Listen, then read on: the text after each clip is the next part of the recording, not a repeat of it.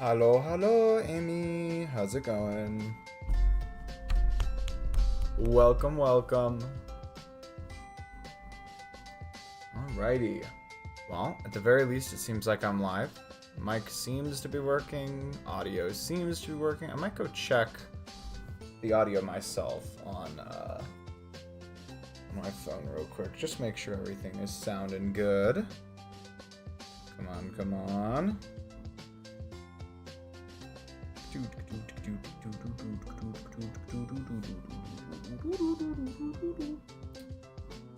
Stop. Come on. How's it sounding? We good?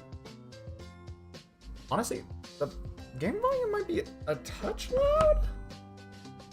I don't know. What are you all thinking? Is it sounding okay to you? For whatever reason, this game seems to be pretty damn loud. And there's also the main menu, and sometimes the main menu is just louder. I don't know.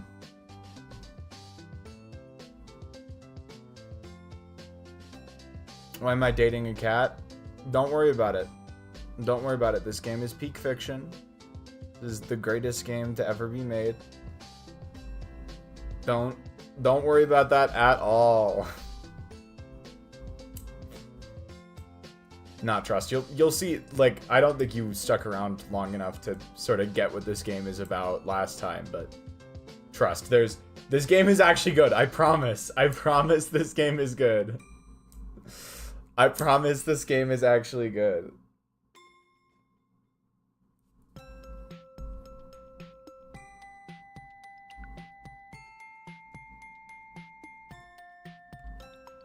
Alright, well, with all that said, yes, we are back with more Purrfect Date, the cat dating simulator game. As I said, you just gotta trust me. I promise this game is good. I promise there's fun and good times to be had tonight.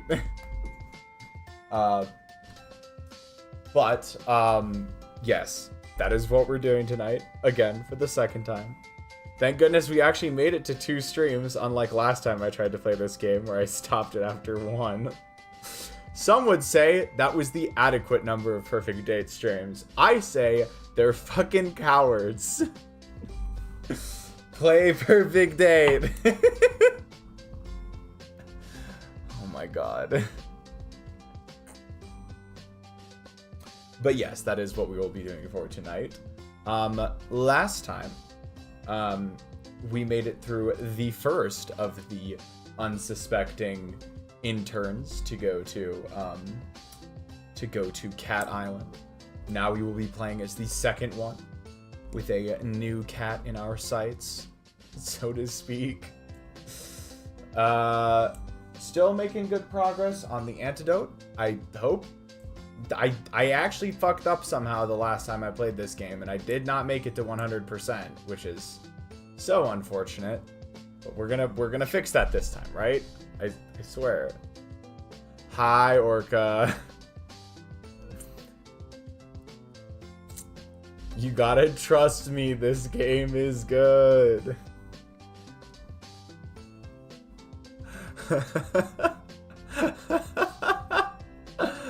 Oh boy. But yeah, the goal for tonight is to make it through, at the very least, all of the second one.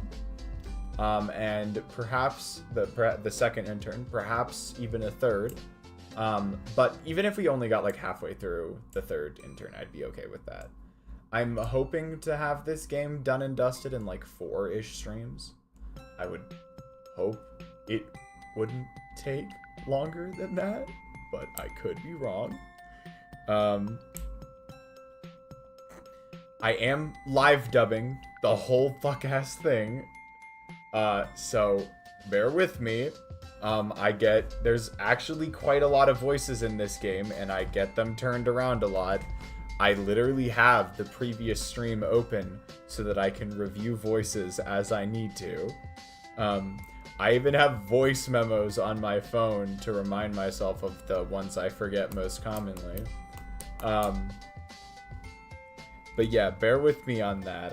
I'll do my best. Just had a very long call with a friend and finished Danganronpa V3. Nice. Good to hear. I still got to get around to finishing V3 myself. It's been a while. It's been a minute. I have coffee. Why am I not drinking this? Delicious. But yeah.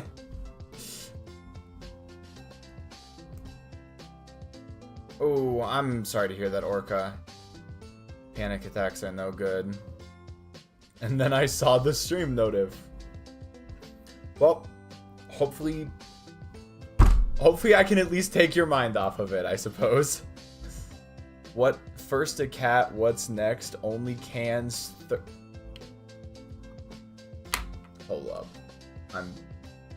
Hold up. Only cans. What the fuck are these games? What the hell is only cats? Only cards? What is this? Uh-huh. Yeah, I don't wanna know.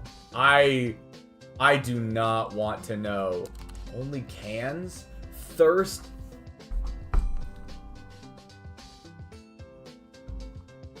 What the hell? I don't...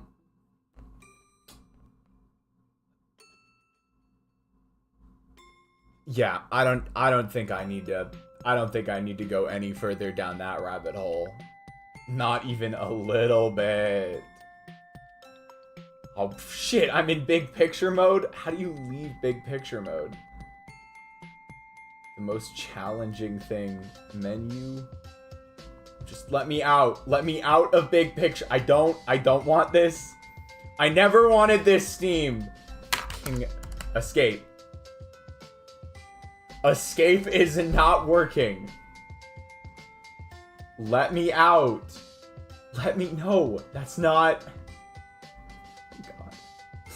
Back. How do you leave? How do you fucking leave? How do you get out of this fuck-ass... Here we go. There we go. Exit big picture. I hate big picture mode. Anyway, I will not write anymore, so essentially count me as gone to bed. Alright.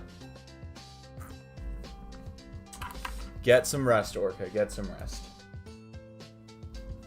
Glad you stopped by, even if it was just for a little bit. Okay. That being said, I do actually kind of want to get through a fair bit of the game today, so I will probably expedite the process of getting started. You all may be wondering why I started at fucking, like, 7:05 today. And it's because, in a shocking turn of events, I finished stream setup early. And I didn't want to just kill 25 minutes until I was closer to usual stream time. So I just decided to start early. I still probably won't stream, like, too long. I'm gonna aim for, like, somewhere in the 3 to 3.5 hour ballpark. But I'm really feeling like making the push on something. Maybe it'll go a little longer than that, since I have given myself extra time. But yeah, that's kind of the plan for tonight. As for the stream schedule, more long term, I will be back on Sunday for some Persona 3 Reload. It's looking like I'm gonna err on the side of D&D will probably not be back on Monday, but I really don't know. I'm gonna say probably not, but maybe you all will get a pleasant surprise. Who knows? The next time after Sunday I will for sure be streaming is Tuesday night with a bit more Celeste. I think I'm just gonna keep barreling ahead. I'll go for 5B. We'll start that up. And then next week, I think, I'm not 100% on this, but I am now sort of leaning towards doing streams on Thursday nights again. So I'm currently kind of planning on Perfect Date being on Thursday next week. I'm not 1,000% sure on that, but that's what I'm planning on. Especially since, like, I do not know when assignments will be due yet, because Thursday is my first day of class. But I'm kind of leaning towards streaming on Thursdays, so it will be on a weird, like, I don't know, Sunday, Monday, Thursday, like once the semester cranks up for real. Though temporarily we will be doing Perfect Date as well, so things will shift around. I won't try and settle into anything too quickly, at least not until we're done with this series. So for now, that's about as far out as I'll schedule. Yeah, Thursday for Perfect Date next week, and then there'll be another Persona stream a week from Sunday. I think that's everything I needed to say. So with that in mind, I think that's about all I wanted to say. So let's go ahead and get started. Perfect Date. Oh, come on. Don't do this to me. Give me video. Please. There we go. See, Perfect Date will actually give me video if I ask nicely. Celeste will not. I don't know why Celeste video does not like showing up, but it's really pissy about that sometimes. Oh, I really wanted to show CD something, but I don't think CD is here yet. I discovered if you go to this endings found page, you'll get the endings unlocked, right? And some of these I think it's pretty, like, obvious, like what each of them are. Like, I think we got Frisian? This is the one we got last time. Ignore the fact that we have Love Drunk checked off, because that was from my previous incomplete playthrough. But I also like we've got, like, Imperfect Date and You've Been Sacked, and the one that I really wanted to show CD, Everything in Its Right Place. But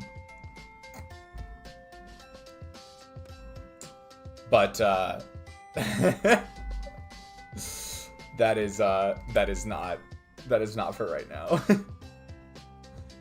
So, oh boy.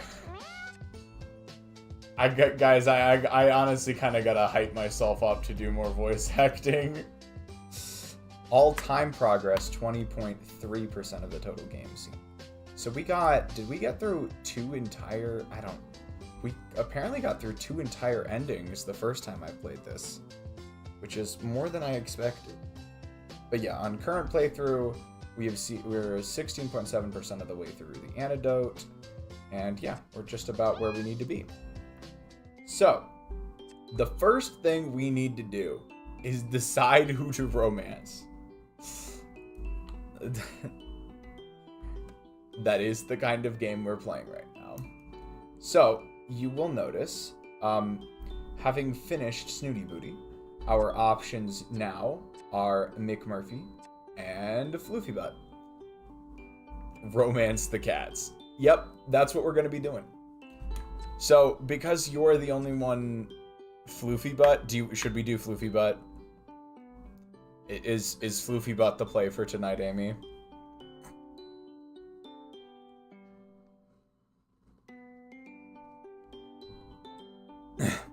Floofy Butt has a very deep voice, just so you know. Like, I gave Floofy Butt a very deep voice, because he insists on being called the quote-unquote major. So, just keep that under advisement. Deep equals still cute. Alright, cool. Oh, I did country bumpkin voice for this protagonist. I'm not sure what to expect. I've come to the forest with Floofy Boot for what I assumed would be a pleasant way to spend my afternoon off work, but I have now discovered that he's billing it as an informative afternoon of instruction and practical participation. That sounds suspiciously like a lecture to me. Oh well, as Professor Pawpur would say, a scientist must keep an open mind. Ooh, what was the voice we did? I know where to check. Hold on, let's go check the previous VOD. Make sure I'm remembering this voice properly. Come back. It was kinda around here. A little earlier, a little later, a little earlier. Here we go.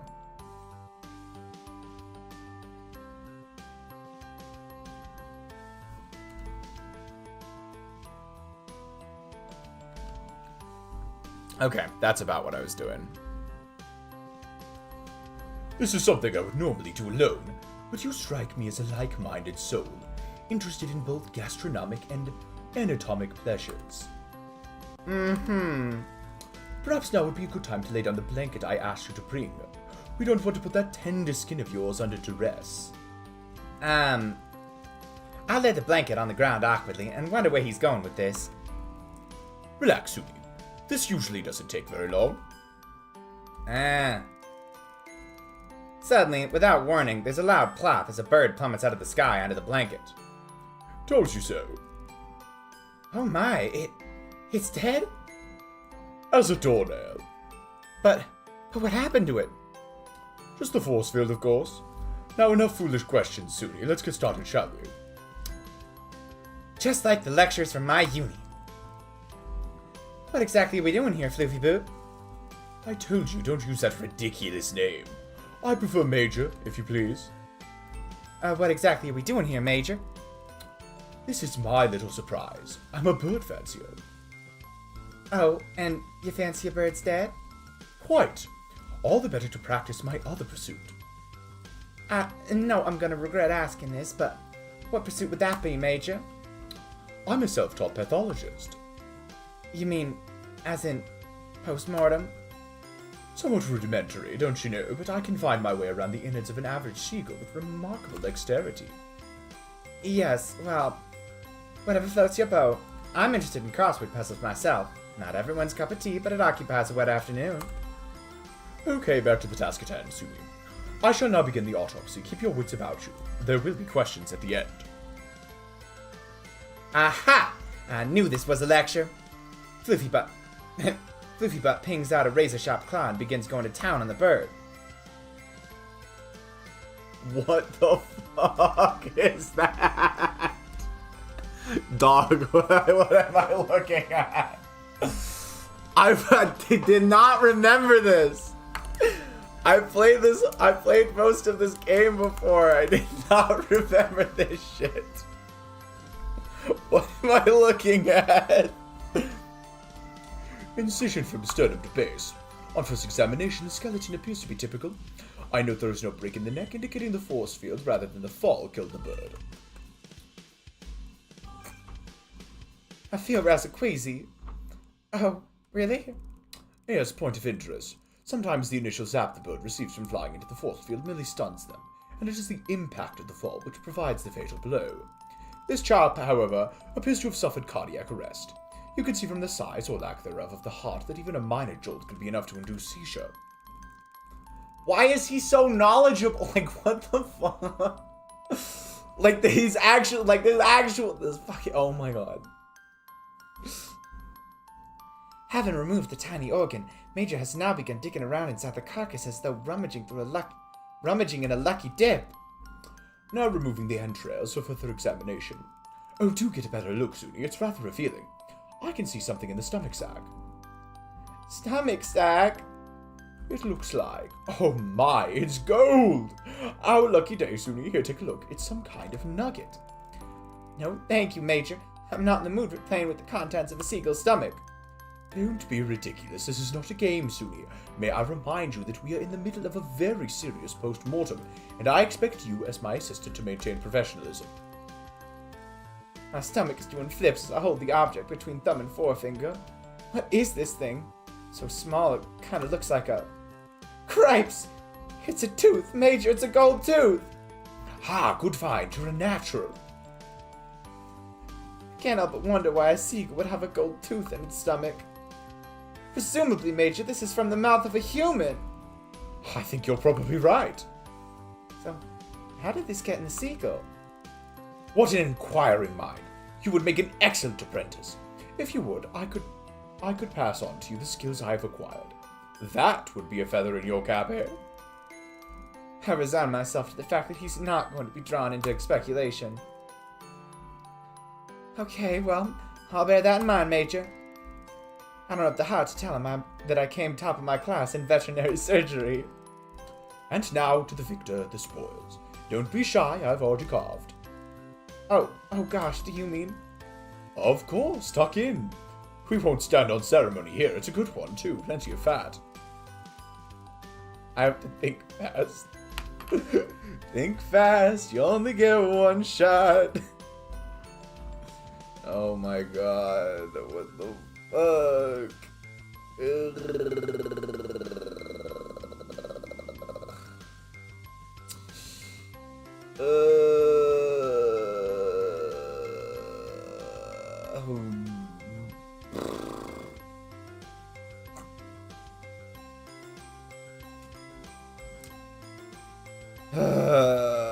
Yeah, it looks like we need to tuck in. I think we need to tuck in for this. I don't like it. I don't want to do it, but I think... Yeah. Okay.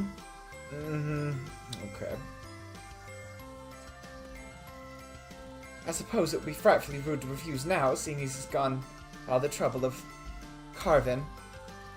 You gotta think like the cat. Be like the cat. Amy understands. Amy's locked in. How silly me. I've already had lunch before we came, but it looks so delicious that I simply must try a bit. A tiny bit, a morsel. Very well, Suny, then I shall leave you the tastiest part of all. The liver. The cat deftly tears an organ out of the carcass and presents it to me on a flat paw. Very fatty. Oh wow, that's too much, Major. I mean, too generous. As tempted as I am, I simply couldn't. Nonsense, Suny, I insist. I would feel a very poor host indeed if my guests refused my hospitality. Okay, Suny, you can do this. Think of it as liver and onions, the way Mum makes it. Okay, breathe. Don't think about it. Just take it and swallow it whole, like an iron pill. I'm really gonna enjoy this seagull liver. I snatch it out of the cat's paw, and it's in my mouth before my brain can catch up. Oh no, it's in my throat. It's lodged. It's in my throat. I can't swallow. What do I do? How do I... Crikey, that was a close call. I catch the organ in my clenched fist and simultaneously give Swiftly Boot a thumbs up. Exquisite. My compliments to the cat. Quite so. Next time, make sure you have an empty stomach. Unlike this chap, eh? Fluffy Butt holds up the gold tooth and laughs. I try to force a laugh, but I'm suddenly overwhelmed with nausea. I've had a truly lovely time here, Major, but I'm afraid I must go now. So soon? Sadly, yes. Work calls. Well, I suppose that can't be helped. But let's do this again soon, eh? Yes, of course. Soon I can hardly wait. As I run home, the feeling slimy, sticky mess clinging to my hand, I curse myself for not bringing my antiseptic gel. Next time, I will be prepared. What a great start! What a great start! Oh dear.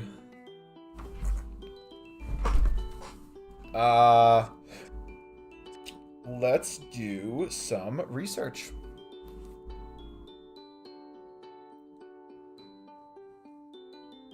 So astute viewers will notice that these three that are completed are from our previous playthrough. So, much as we expected, the previous research assistant has passed on their progress, and we, as the second research assistant, will continue to perfect the antidote. So, for today, we will be... The research ones are more in line with helping Professor Pawpur out. So research ones are us actually doing our job, if that makes sense. Recon are us snooping around, and romance is exactly what it looks like. But for the moment, we will be doing this one right here, research for grooming cats. I never thought I could add feline hairstylist to my CV, but it looks like today is my lucky day.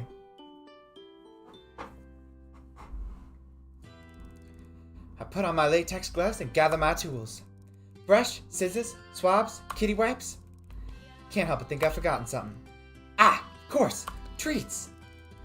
I leave...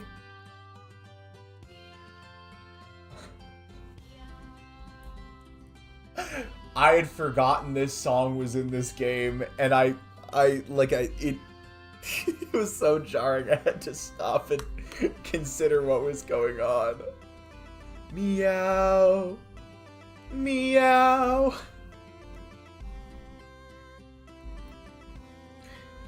I leave the tent and head for the lab, stopping to stroke a few of the island's residents on the way.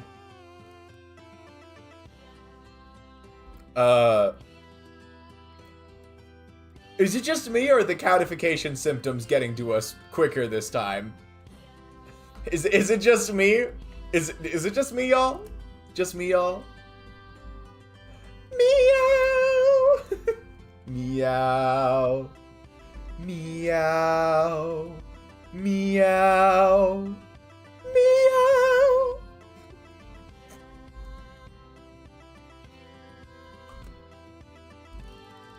I call out to the lazy subjects as I enter the lab. Okay, it was just for a second there. We're back to normal, I guess. Looky, what have I got? I shake the bag of treats, and the small lab erupts with hungry meows. If you want these, you'll have to behave, okay? I open the first crate, home of the grouchy old Mr. Bumble, and I gently lift him onto the counter to be groomed. Morning, Grumpy. Let me check your ears. No debris, lovely. I have a feeling you may be discharged in the next day or two. He was brought in with a mild infection, slight temperature, weepy eyes, but he seems to have recovered remarkably well. In fact, I'm going to recommend to Professor Pawpur that we release him by the end of the week. I give Mr. Bumble a cheeky cuddle before I begin to brush his matted fur. Wow, where does it all come from? There's enough fur here to make another cat. Mr. Bumble is beginning to get agitated and lets out a displeased grumble. I know, it's very annoying. Just gotta trim you up a bit and then you can get back to sleep. He resignedly lets me cut some of the hair around his bum and in the back of his hind legs. Aren't you a good boy? Here we go. Nom nom. I pour some of the little fish-shaped treats onto the counter, and the ragamuffin practically inhales them. Now let's get you back into your cozy crate. I tuck him away and open the next one. Your turn, Socks. Just a cut and color, yeah? I snort at my own joke and begin brushing the little white cat. He's a lot more lively than old Bumble and keeps trying to bite the brush. Hey, don't make me get the harness, Socks. That's no fun for either of us. The cat seems to understand and settles down, only giving the brush an occasional nip when he thinks I won't notice. Oh, hello. What's this? I notice a little red patch on his neck, just under his chin. Aw, no, we don't have botflies, do we? Poor Socksy. I take the magnifying out of my inner pocket and examine the inflamed area closer. Ouch. Socks begins to struggle away from me. He must be in quite a lot of discomfort. It's okay, Socks, I'm just looking. I stroke the little cat to try and calm him down. I hate using the sedatives on the subjects unless absolutely necessary. After a while, I'm able to get a better look at the wound. Doesn't seem to be anything living under here. I'm relieved I don't have to deal with any botflies. Looks strange. It's like a rash or a sore, but I'm not sure how or where he could have picked it up. I'm wary about how to proceed. Should I just clean it with some saline solution and let the air get to it? Or should I put some of the Professor's Soothing Cream 166 on it and wrap it in gauze? I'm gonna use saline solution. I've got to be honest. After the last time, I'm not sure how much I trust. The Professor's little creams and shit. Not gonna lie. Not gonna fucking lie. Meow. Meow. Meow. Meow. Meow. Meow. Meow. Meow. Oh, bam, ba, da, da, ba, bam, bam, ba, bam, bam, ba. Bam, bam. Womp, womp. Womp, womp. Womp, womp. Womp, womp. I don't like him. I don't know why you chose him. Maybe you are just crazy. Wait, what? A sore like this should be cleared with a little saline. No need for anything stronger. I'll reassess the need for cream on 116 if it hasn't cleared up in a few days. I'll pour some saline onto some gauze and gently clean Soxy's wounds. He squirms a little. It's not very comfortable for him, but generally he sits pretty well. And it's done in no time. New unlocks. Let's freaking go, I guess.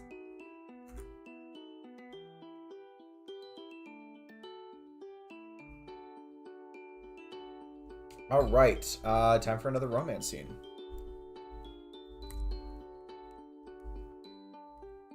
Mick Murphy has a broken heart, and we're back with Floofy Butt, whatever. Oh, we got this track. Do hold your hands still, Suny. I can hardly see a thing with you shaking like that. I hold the binoculars stable in front of Floofy Boots' tiny cat face. He looks ridiculous. It's like you're not even trying, Suny. You're shaking like a leaf. My hands are totally steady, Major. Ever consider it could just be your eyesight? I'll have you know I have the keen eyes of a goat. Goats aren't exactly known for their vision, Major. That's just because the world is full of ignorami. Well, what can you see? I can see only a couple of mulers, lazing about, of course, scratching at their fleas. Filthy things, I tell you. Ha! What?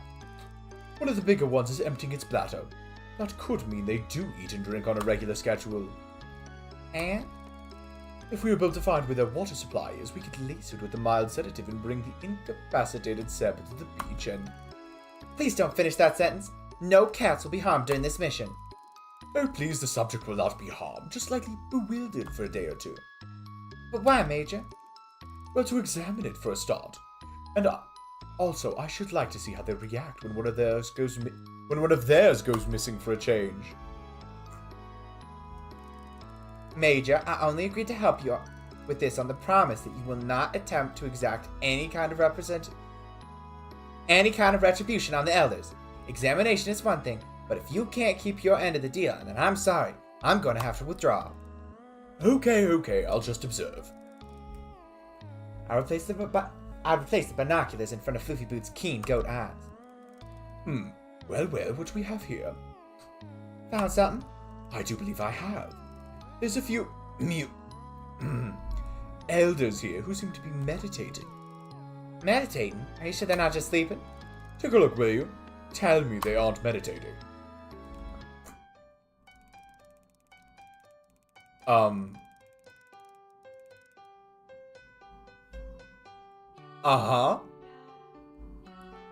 adjust the binoculars to suit my eyes, and I'm quite taken aback by what I see. Floofy Butt is right. Cats aren't sleeping. They're sitting in a circle around what is by far one of the stranger landmarks on the island. A large statue of Bastet? Professor Pawpur has always dodged my question about what on earth the statue of the Egyptian cat goddess of war is doing on this island. I'm even more intrigued now. The cats seem to be listening, or contemplating, or even meditating. Well, Major, I'm sure there's a perfectly good explanation for their behavior. Cats often behave quite strangely, I've found. Well, there's strange, and then there's strange. And my experience teaches me that the type of strangeness that this class are affiliated with is beyond acceptable. I believe the only way to protect us all is total disassociation. Major, do you hear yourself? We're here practically trespassing on their territory that you can spy on them with doing whatever it is they're doing, and you want disassociation from them? One must know one's enemy, Suny. How are they your enemy, Major? They've never done anything to you. Oh no, those mules are wholly responsible for the problems on this cursed island, and it's about time they were held accountable. They are the carriers of the cat virus. If it weren't for them, you wouldn't be afflicted with the illness. Oh, is that so?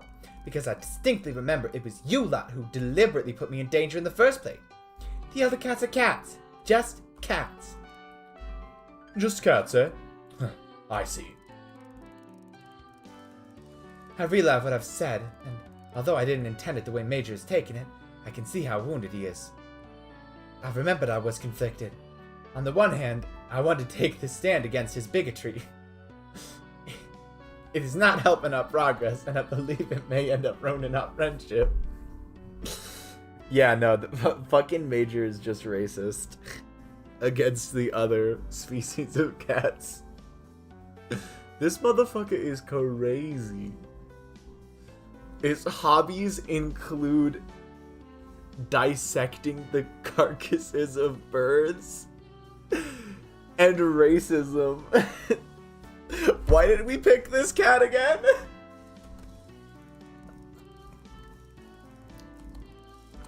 Interesting.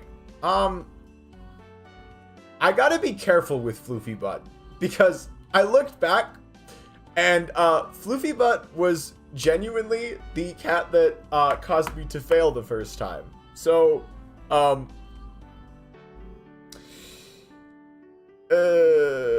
yeah, okay. Listen, I don't have a very good sense of red flags. Fortunately, the correct answer here is to stand up for what I believe in. The polyamorous relationship has been brought up. All is right in the world.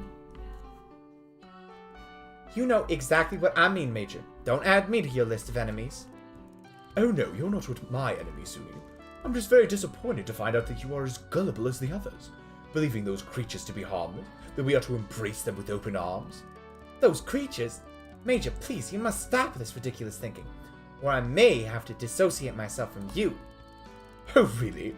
I do not understand how such a seemingly intelligent human being can be so narrow-minded. I could say the same about you, Major. Me? Narrow-minded? I never heard of anything more ludicrous. I have a voracious appetite for knowledge. For the things that interest you. Well, yes, but isn't that the case for all of us? As a scientist, I need to explore beyond what I want to know, beyond what suits my sensibilities. Well, here I am, Suny, exploring what I don't like one bit. He has a smug look on his face that is very annoying. Have you ever tried communicating with the others? Floofy Boot scoffs loudly. Those mulers do not share our language, Suny. How exactly do you expect me to communicate with them? The very notion is laughable. Oh, is it? Here I am, Major, a human, having a two-way, somewhat intelligent discussion with a cat. Is that not laughable too? Floofy Boot goes uncharacteristically quiet. I sense I've hit a nerd and decide to retreat. Perhaps we're going to have to agree to disagree on this one, Major, or we'll fall out entirely. Quite. Thank you for joining me today, Suny, but I can manage from here. Your assistance is no longer required. Oh, okay, Major. I'll just put your binoculars here then, shall I? As you wish.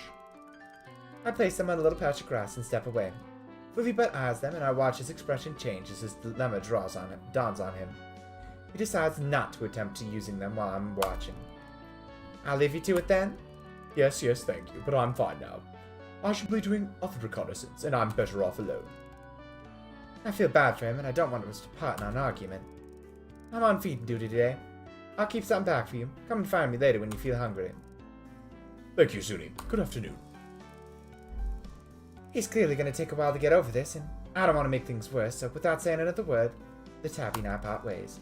As I make my way back to camp, I go over what happened between us, wondering if I could have handled Major better.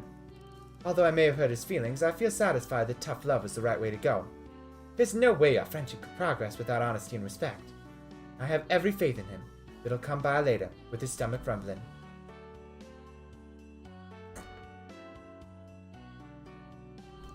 Oh god. The non-stop voice acting is definitely starting to get to me, I must admit. Alright, we'll do a rest.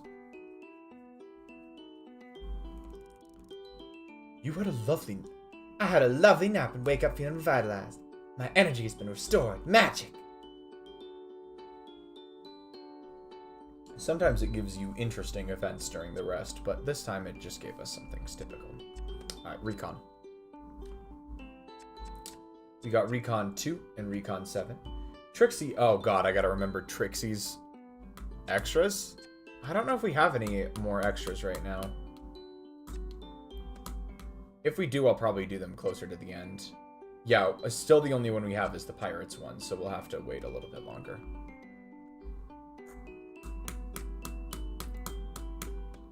Alright, we can do Recon. We've got either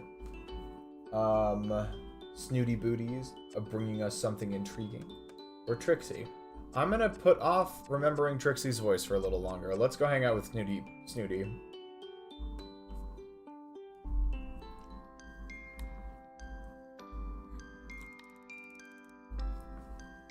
Suny, are you still sleeping? You really ought to be awake by now. Snooty Booty, you okay? What you doing in my tent? All this lazing about is bad for your complexion. To say nothing about the tracking effects of the delicate tissue around your eyes. Is there something I can help you with? Possibly. I have something I want you to look at. Right now? What time is it? Time you were active. Come along. But at least let me get ready. Very well. Snooty Booty sits down and starts grooming herself. After a moment, she looks up again.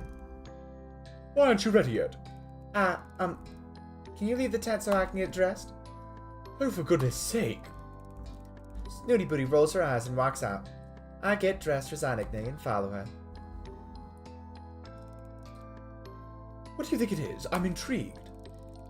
We're on the beach, staring at a partly buried bottle sealed in a plastic bag. It looks as though it is only recently washed up. Well, there's really only one way to find out. I pull the bottle out of the sand. It has some kind of document or note in the bag, along with the bottle. What is that thing? Read it to me. It's a good thing I'm just as curious as Snooty, or I'd be feeling a lot more irritable by now. I carefully unseal the bag and unfold the paper. I read the note out loud. Initial tests in the most recent formula are encouraging. Subjects 6 through 18 appear visibly younger. Moderate to severe side effects noted, including increased hair growth and marked mood alteration. Subjects 1 through 5 have major complications. Some new small tumors, skin irritation, partial blindness, and memory loss. We need to look into this, check for contaminants, and continue to iterate on the formula. Damn. Okay. Appeared visibly younger. Snooty Booty, is that the most important thing you've gathered from this report? You're quite right, Suny. We ought not to trust it. That note could have been written by anyone. We shall conduct our own experiment. Apply the cream to my skin. Have you lost your mind, Snooty Booty? Did you not hear what I read out? Tumors, blindness, memory loss?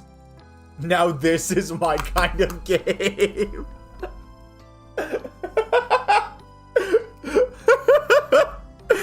Oh my fucking god. Of course Pumpkin shows up for this one. Statistics bore me. You should know that by now. Let's live a little. I'm willing to take the risk in the name of science. You took the risk on that skin cream you gave me, didn't you, Snooty? I did. What of it? And you developed wellets all over your neck, didn't you? Possibly there was a link, but as I recall, we never did rule out the coconut hair color that Trixie made for me. I believe that was around the same time. Right. I'm seriously advising you not to do anything with this ointment. I'm going to get my kit bag from the lab and see if we can't work out what this stuff's made of. I was hoping the lab would be free, but the professor is in here making some notes. Ah, hello, Suny. Thought you were taking the day off from the lab today. Oh, yes, I am, Professor. I just wanted to check something. I can't take the test equipment away without the professor getting suspicious. I'll have to come up with some kind of excuse. Well, I wanted to get ahead on some field work. There's some samples I found that I think could be useful. I pick up the field kit bag. Papa looks up from his work. Oh, what sort of samples? I have to make this believable, but also invite no other questions. The samples are fecal. Fecal? Yes, large poo, sir. It has rather interesting properties. Jolly good. Off you go then. Nailed it. I take the bag and leave. Silly, goopy, fun time. You're on, boy. God fucking damn it. You're in Snooty's camp, I guess. As I approach the beach, it becomes clear Snooty Booty has managed to break into the ointment. She appears to have spilled some and is now busy rolling around in it. Snooty Booty, what were you thinking? That could be very dangerous. The only danger here is this ghastly stand sticking to my delicate skin. Do help me get it off, Suny. I try to wipe the sand off, but it's stuck like glue. Underneath the layer of sand, I can see her skin is very pink. There's no time to lose. I pick her up and run to the ocean, trying to use the seawater to clean off as much of the ointment as I can. Put me down! What on earth? I've never been so humiliated in my life. She twists out of my grip and scampers off in a huff. I think I've got it all off, so I leave her to it. Now, back to the samples. There's not much I can do on the beat, so I'll just have to wait until Professor Pawpur is finished in the lab. Well, that was quick. As luck would have it, the professor needed to retire to his tent earlier than usual. He has to read some research papers that arrived from the mainland this morning. So now, I can continue looking into this ointment. I begin by testing the substances for several common compounds found in cosmetics, but it's negative for all of them. I widen the test for other organic compounds. I get a match. About 30% of the ointment is cat saliva. If they are using saliva from the cats on the islands, they could be infecting all of their test subjects with catification. But where have these other side effects come from? I run the ointment again, this time looking for known pharmaceuticals. Before I can get the results back, Snooty Booty comes trotting in. I just thought you should know that the security guard is coming this way. You should make yourself scarce before he arrives. Note that I care about what happens to you after you threw me in the ocean. I have no time to finish this experiment now, but I will work on it later in the privacy of my tent. I take my things and run before Zane arrives.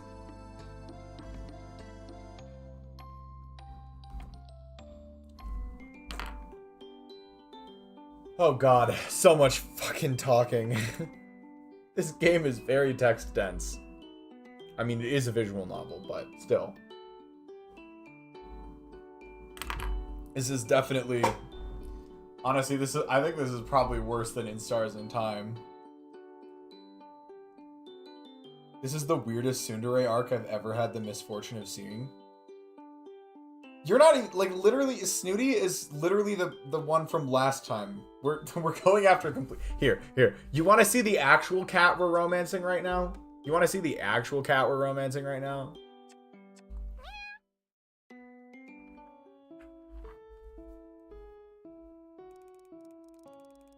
We've been walking for ages, Major. I don't know much longer before they'll expect me back. Almost there. Just needs to be as close to the danger zone as possible to deter snoopers. Few cats and even fewer humans. Come this far out, which ensures that my deposits are safe. Deposits? This is an act of trust, you understand. I believe that our recent disagreement and resulting reconciliation has made our bond of camaraderie stronger than ever, and I would like to solidify our reunion with the sharing of something quite private and important to me. Yeah. you know, Pumpkin. You know the disagreement and prompt reconciliation that we were discussing just a moment ago. That was on the count of the fact that this cat is, like mildly racist towards other cats on the island. Like this cat's like mildly racist.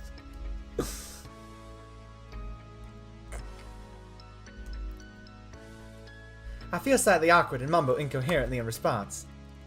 Yes, well, what's past is past, water on the bridge and all that. I am delighted, though, that you have reviewed and modified some of your stronger opinions, Major. Updated your map, so to speak. Indeed, though for the record, I'm still uneasy about the elders. But I grant that finding a way to speak with them might prove more insight than I'd assumed. Like, literally, fucking... They treat Muellers like it's a slur. I don't know how else to describe this story arc. I don't know how else to describe it. Well, we really are on the same page now, Major. We come to a halt. I can smell the pungent scent of the elder cats. I've not been this close to them since that first night, and it makes me uncomfortable, but I feel surprisingly reassured to speak with Floofy. This is it. We must be completely silent now, so you will have to cease that unattractive sound you're making. I'm out of breath, Major. I can't help it.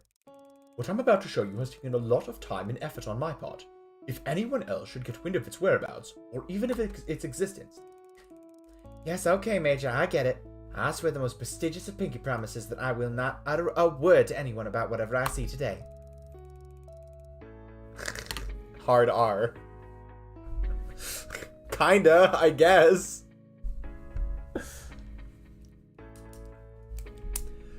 Floofybot seems satisfied and makes an effort to straighten himself out before motioning towards a large tree.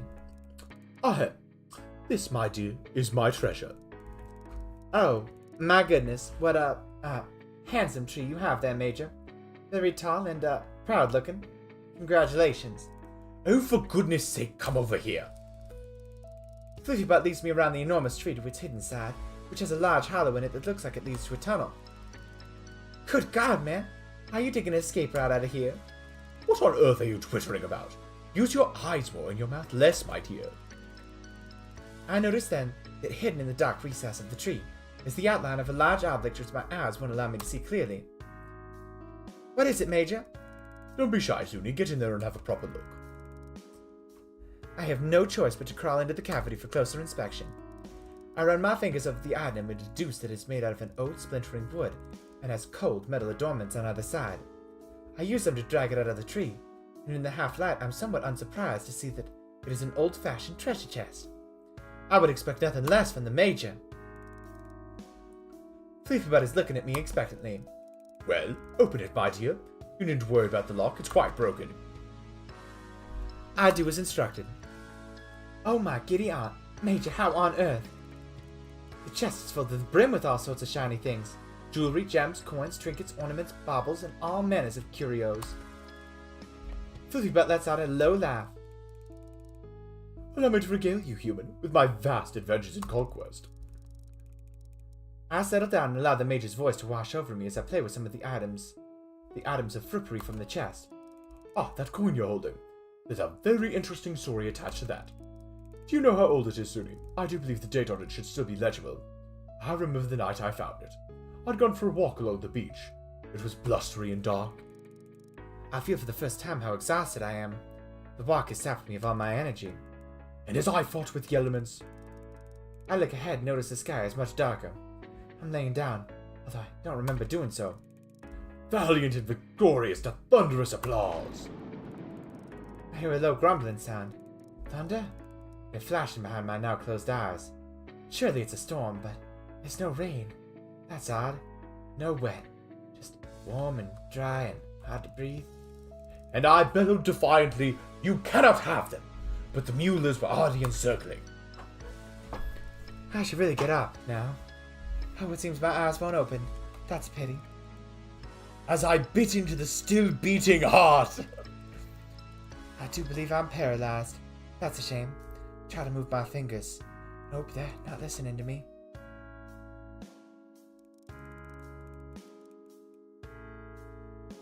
Uh-huh.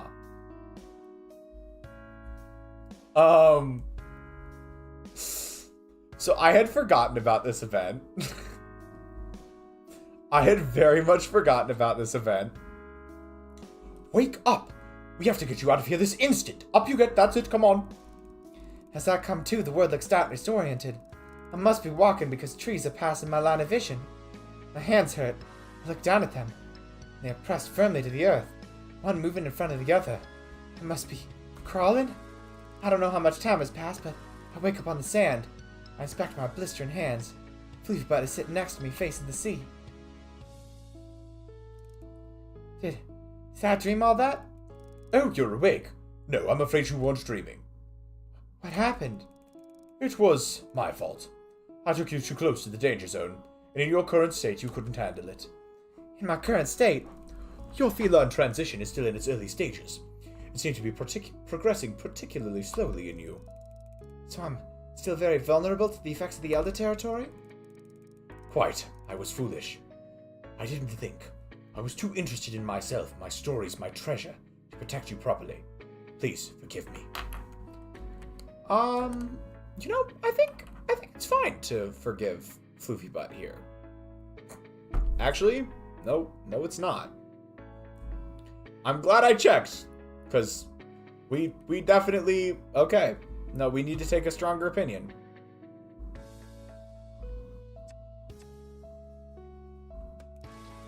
So even though you knew I was at risk, you still brought me to the danger zone? I'm ashamed to say it's true. But why? I thought we were friends. And we are, Suny. In fact, therein lies the answer. I value your friendship highly, and I wanted to impress you. So you thought you'd do that by having me poleaxed? Interesting. I fear I've been rather foolish. Well, I'm not going to lie. I'll leave. He turns to go so quickly that I almost have to shout after him. Hang on a minute! You don't get away that easily! The forlorn-looking cat slinks back towards me. For future reference, I'm not so superficial as to be impressed by a few stories, engaging as they were. Butt's ears perk up a little. What impresses me most about you is how you've been willing to change your old ideas, how much effort you've made to challenge some of your opinions. We've covered a lot of ground, you and I, and you have my utmost respect. By now, the Major has completely regained some of his composure and is obviously gagging to chip in, so I let him speak. Do you really think so? Yes, you're becoming a very open-minded cat. Actually, I meant about my stories. Huh? I believe engaging was the word you used. He looked so pleased with himself that I decided to let him have it. Engaging is the word I meant. In fact, I'm going to lay down here in the sand for a moment and rest while you retell your tales to take my mind off a throbbing headache. Well, if you think that would help, far be it from me to deny my friends some comfort in their time of need. Settle down, Suny, and I shall begin. I curl up into a ball in the warm sand while Fluffybutt's voice washes over me, and I drift off into sleep and dream I'm a cat.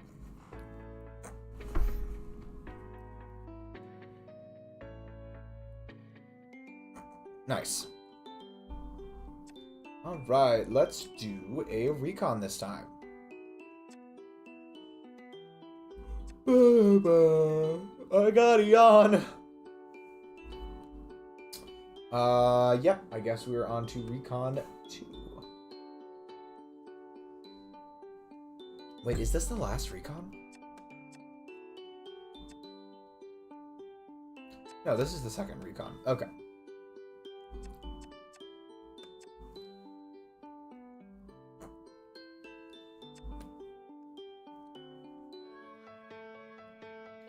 Oh, shit.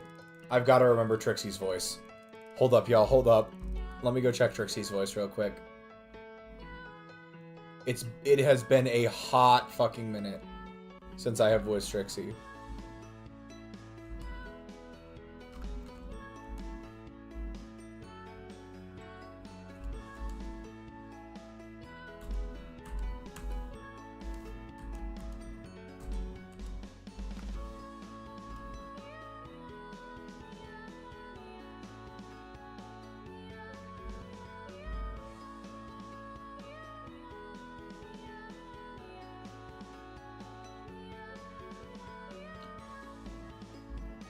Oh shit. Hi Amy. That's a lot of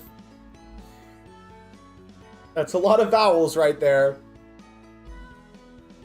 I've taken some time off today so Trixie can show me the water pool she's been telling me about. I have some sample bottles in my backpack, along with some food and a blanket. If it's nice, we can have a picnic lunch there. So, these pools appear to be different colors? They don't appear to be, homie. They are. But we can't prove that until we've tested them. Reflection, refraction, and dispersion can play some fancy tricks on the eye. Poo to your testing. You take all the magic away, science person. It makes your word very dull, I think. Maybe you're right, Trixie. Let's wait and see what wonders that you are going to show me, eh? That's right. This way. She's disappeared from sight. I run to the cliffside where she was walking, and looking over the edge, I can see that she's jumped to a small rock shelf, about 4 meters down from where I stood. Come on, you can do it. Don't be afraid, cat. I'm more concerned about how I'll get back up, actually. There are kind of steps further along, but this way is closer to the entrance. Not wanting to be too much of a killjoy, I clamber over to the edge and lower myself down, dropping the last few feet. Sorry, it was 3 a.m. and I drank the femboy potion. I'm gonna invent femgirl poison. Pop off, I guess. Impressive. You're getting a feline spring in your step. If you say so. I'm worried I may have twisted my ankle, but I don't want to say anything. Follow me, Springy. She's disappeared again. It's like keeping up with Jackrabbit. Follow my voice. And suddenly, an alarming sound is coming from between two rock faces. It's high-pitched, screeching, and very loud. I squeeze through the crevice, and I'm in what looks like a cave without a ceiling. Trick, stop! The sound is so amplified in this enclosure it has become deafening. Sorry, homie. But it feels so good. Have a try. What? Yell, shout, scream, sing. At the top of your voice as loud as you can. Oh, really? I feel self-conscious, but I'm dying to have a go. You only live once, and it's so fabulous. She makes the noise again, and this time I join in. It's fantastic. The acoustics are something else. It's like an amphitheater. Eventually, we run out of steam, and I flop to the ground, exhausted, but exhilarated too. After we've caught our breath, I'm ready to push onward. We'd better get on with it. We'd better get on if we don't want to get back too late. We're here. I'm surprised. I was expecting something more impressive, I suppose. This is the place? I look around, and for the first time I notice several small pools of water, not much larger than puddles around the edges of the enclosure. Oh, I see. I bend down next to the nearest pool and see straight away that it is the deepest red. It looks like blood. Look at mine. Like liquid sky. I cross to the opposite side where Trixie is sitting, and sure enough, there's the clearest, richest blue water. And melted emeralds. Again I follow her to find another pool, with green as spring foliage. Then another of deepest purple, one of orange, yellow, pink. Well, it certainly is as amazing as you said, Trix. How strange that they're all so different. What's causing it? It has to be some trick of the light. Put your hand in. Well, I'm not sure that's a good idea. There could be any number of bacteria making this happen. Best not to touch until we're sure it's safe. I've done it lots. It's fine.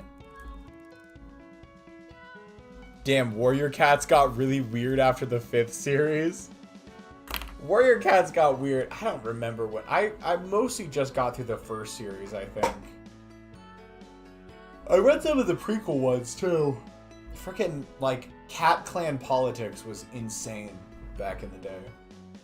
I did quite enjoy those books. I glance over and sure enough, she has her furry little paws in the golden-colored water. Somewhat reassured, I scoop some of the blue water up and sniff it. It smells wonderful, so it's been perfumed. What's that smell? It's weirdly familiar. I take out my bottles and begin collecting the waters. My theory about the light is blown when I line up the bottles together, and they each retain their original hue. Something is dyeing this water. I can't wait to get back to the lab and run some tests. We can go back the easy way if you like. Follow me. We head back along the rock shelf and go past the spot we jumped down on the way here. Further along there is an ascent, just as Trixie had said, but I would hardly call it steps.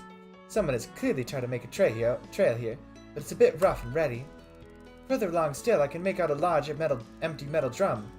It's rusted, obviously discarded some time ago. I get a closer look and see that there's a tap near the base, and the remains of a label, but I can barely make out the words.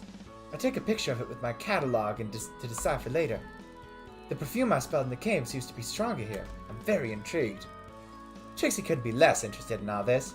She's happily skipping ahead, looking for a good picnic spot for us. I'll have to be patient with my investigations.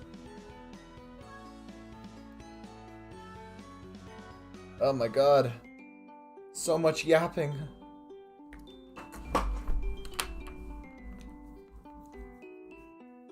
Bum-ba-dum. Ba-da-da-ba-da-ba-ba-ba-da-ba-ba. Hold on, getting out real quick.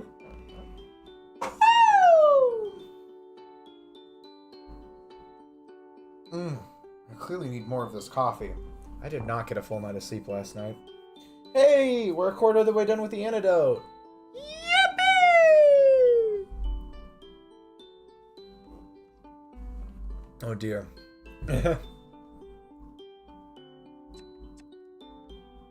Oh, we do need to rest real quick. How goes the yapping? It goes long. There's so much talking I have to do. This is even harder than the freaking Instars in Time playthrough. At least there was like a bit of like, you know, RPG shit to break up the yapping. This game is all yapping though. It is 100% bona fide yapping. I had a lovely nap and wake up feeling revitalized. My energy's been restored. Magic! Did you go to a concert last night? No, not this time. That was last week's mistake, not this time.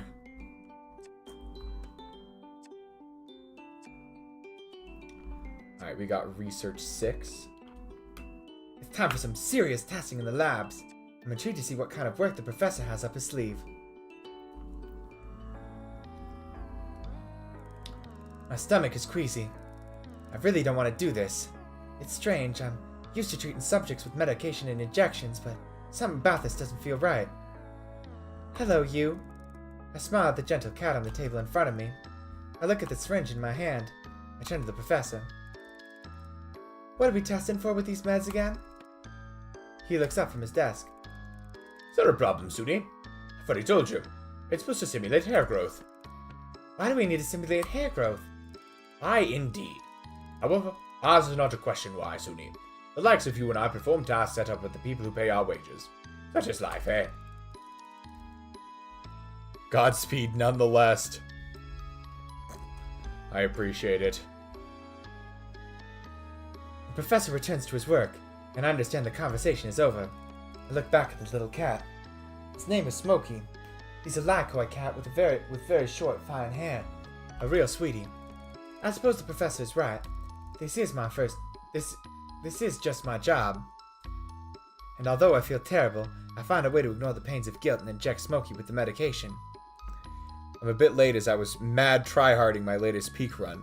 I really wanted to get the balloon patch, which is completing the game without taking fall damage. Ooh, did you get it? Did you complete it? How did it go? How did it go? Yippee! On Tenderfoot, though it was still difficult, and it still counts for the achievement. So we win these. Indeed we do. Indeed we do. He squeals, but it's over quick and I return him to his cage. How long does this usually take? The professor looks up again, slightly irritated. I don't know, Suny. You're being paid to find that out, aren't you, my dear? Oh, yes, of course. I make note of the time and observe the cat. After 5 minutes, there's no noticeable change. 10 minutes, still no change. After half an hour, I think I notice his hair looks a little different, but I suspect my eyes are playing tricks on me. 1 hour in, and all of a sudden, I can see the hair is visibly longer and seems to be continuing to grow. I must say, I'm very impressed and a little confused. I decide to take a tea break. Smokey seems content to nap for a while. Can I get you a cup of tea, Professor? Oh no, I don't know how you can tolerate the foul stuff they brew up in the mass tent. I have my thermos of coffee here, thank you. Fair enough. I'll be back in a bit. I have almost every achievement in the game excluding the multiplayer ones. Nice. I'm very impressed. I mean, you seem to have locked in on peak even more than the Empire's Gang and I have. Kind of curious what your all playtimes are looking like. Oh my god, go first! CD is at 38.9 hours. Kane's at 35, so he's not too far behind you. Priest is both Priest and Whiskers are at 18.8. And Maroc is at just 70 minutes. Maroc's got to get those numbers up. Come on, Maroc. I've only been gone for 10 minutes at the most, but as I enter with my mug of tea, I instantly notice the drama that's taken place in Sumoki's cage. I find it hard to stifle a laugh. Oh my goodness! Professor, have you seen this? The professor looks up exasperated by another interruption, but then he notices the cage. Oh dear! Well, don't just stand there, Suny. Get him out! I open the front of the cage and pull out the large hairball that Smokey has turned into. His fur tumbles over my arm as I cradle the bewildered cat. Well, I never. Very interesting, isn't it, Suny? I think it's still growing, Professor. I do believe you're right. Perhaps we should consider the clippers. The professor hands me a small set of electric clippers, and I immediately begin using them on the ever-expanding Smokey. I continue to shave for the next 15 minutes until he finally seems to run out of fur. My, that's a lot of hair. We both stand staring at the pile of fur at our feet. Just keep a small amount for testing and put the rest out in the back. Mara can dispose of it later. Mara? Miss Marigold. Excellent work today, Suny. Most interesting findings. Thank you, sir. Although the results of today had nothing to do with me, I'm left feeling a tad guilty about Smokey's ordeal. As I place him back in his cage, I check for any signs of trauma, and when satisfied he's okay, I awkwardly take my leave. Mine's like 40, though I did accidentally leave it on for a night, so it's more like early 40s. Okay, gotcha. Why am I getting tired, too? What the flip?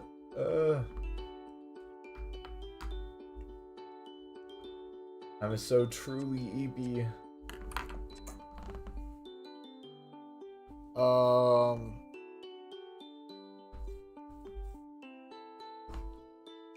I guess it's romance time. Jesus.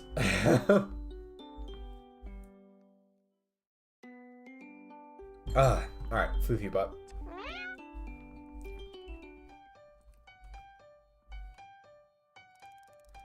I've rushed out to the forest on Floofy Boot's insistence that I meet him at the location of his treasure chest. After the incident, we called on McMurphy and Kibbles to help us drag it to a new spot, further away from the other territory. Major, are you okay?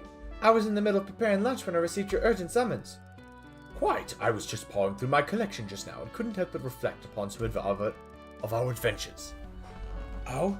So you dragged me away from the kitchen to reminisce? Indeed.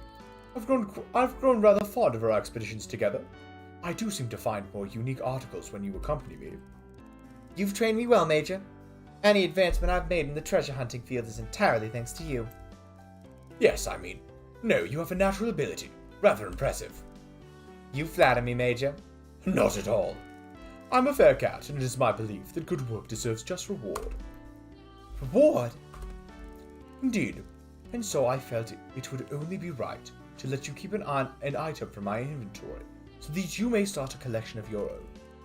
That's too kind of you, Major. I'm touched. Yes, well, let's have a look, shall we? You may choose whatever you like, my dear. Absolutely anything. I peer into Floofy Boot's treasure chest. All the gems and bits of precious metal sparkle and glint in the sunshine. I gently move some of the more What the frick?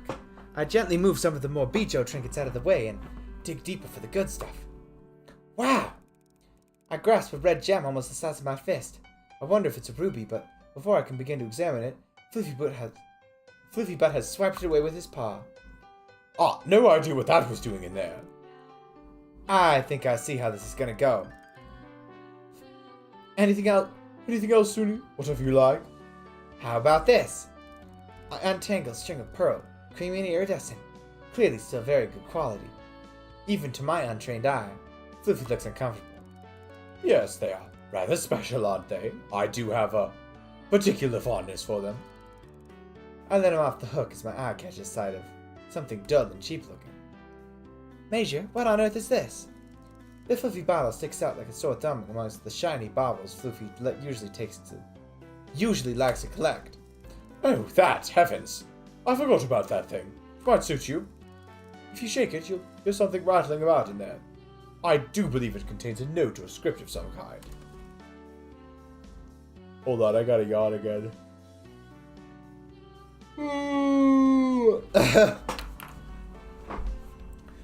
Dear God, I'm really and truly feeling very tired right now. Do a wee bit of yawning.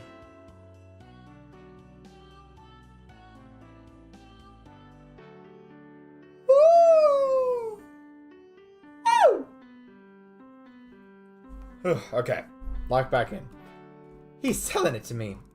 Silly, really. I did get it into my head to find a way to open that bottle, but the cork is wedged in tight. I choose this to start my collection, Major. Really? That old thing? But I can tell he's absolutely delighted. Yes, and I have an idea how to open it. Go on. You have my attention.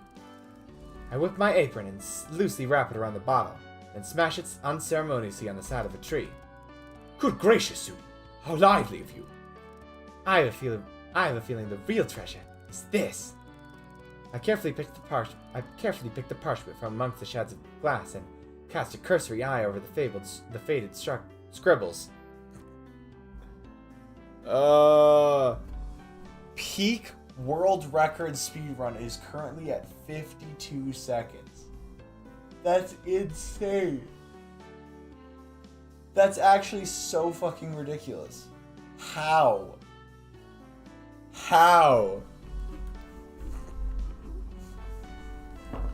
I carefully picked the parchment from amongst the shards of glass and cast a cursory eye over the faded scribbles. A genuine message in a bottle. This could fill in so many blanks about the history of this place. A piece of paper? Oh, Major, this is not just a piece of paper. It's not just a piece of paper. It's a document. Oh my god, come on, Brain, you can do it. You can do it. Ugh. From the shore? Are you serious?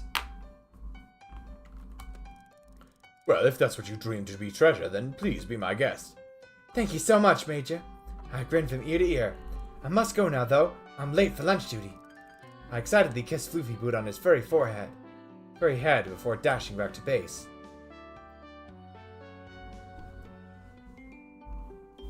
New unlocks, Recon 13.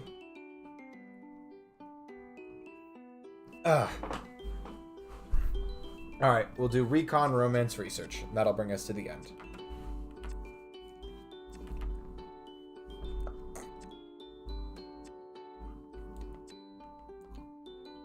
Alright, let's do this.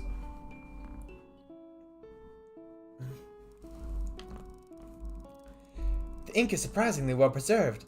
The only obstacle to my understanding of this letter is deciphering the scrawling scribble. Some of the words I can make out. Punished, God, and presumably the signature at the bottom. Bill. Bill. My boy, Bill.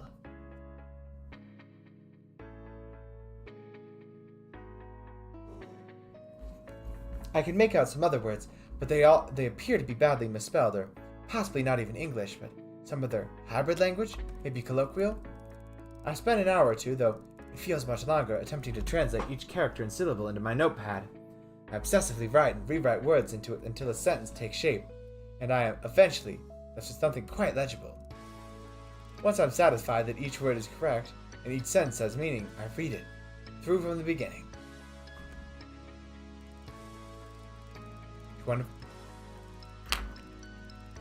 I think I'll just read this in Suni's voice. To whoever finds this bottled message, we have been cursed. We be judged for our sins. We wrecked on the rocks. I couldn't tell you where we be, but I think it is hell. The cats, they are everywhere, and they won't forgive us. They know what we've done. My guts burn for food. I had no choice. I had to eat. I regret it now. God help me. I do.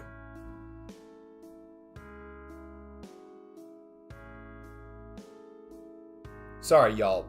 I think I just actually, zoned out while trying to read that. I have no idea if the first half of that made any sense.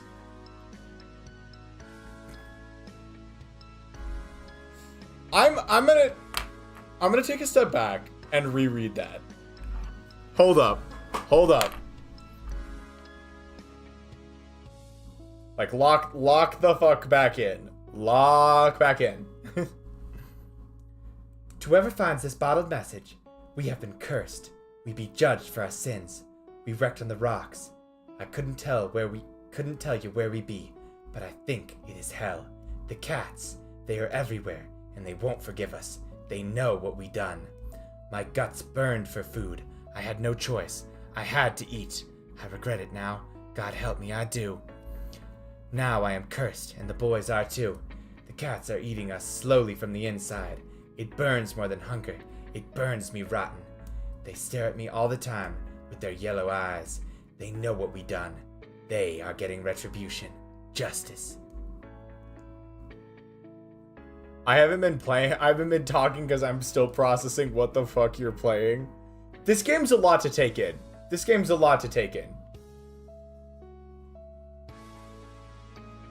Genuinely, I think the first time I read that, I entered a state of semi-consciousness and just had to wake myself up out of a stupor.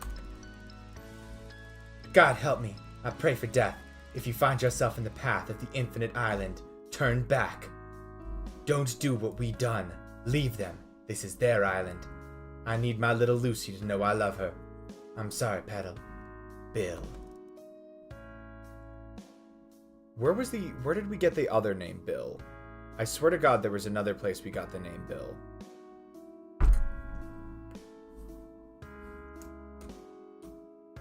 We got message in a bottle. Where was the other time we heard the name Bill? I don't know. Well, maybe it'll come to me eventually. I read it again, and then again. But it seems the more I read it, the less it makes sense to me. I wonder if reading aloud might help me understand, like in school. So the ship crashed, and they survived. I'm not sure if they're very lucky or very unlucky. My skin prickles with goosebumps. Who knows what lengths anyone might go to in order to survive. I'm sure I'm capable of a lot more than I'd like to believe, sat here in the comfort of my tent, but this? My stomach turns at the thought of it. I think I understand what Bill means, but the next part is less clear and still more disturbing. They're eating us from the inside. Like food poisoning? The thought of that is bad enough. I've eaten a few dodgy prawns in my time. I shudder at the memory, but I can't help thinking that he means something else, something worse. Surely the place Bill is talking about is here, this island. The Infinite Island? I've never heard anyone refer to this place as the Infinite Island before. Most people call it Cat Island or the Verloren Island, formerly. Perhaps this crew were the first humans to step foot on this place. How long have the cats been here anyway? The letter seems to be at least 100 years old, and the cats were pretty well established then, by the sounds of things. The cats in this note must be the eldest. There's a Celeste map called Cat Island.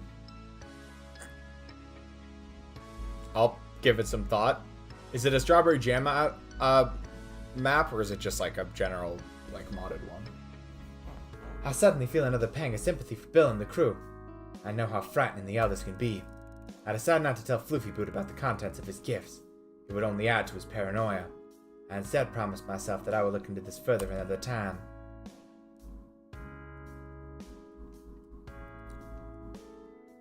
It's a standalone? Okay.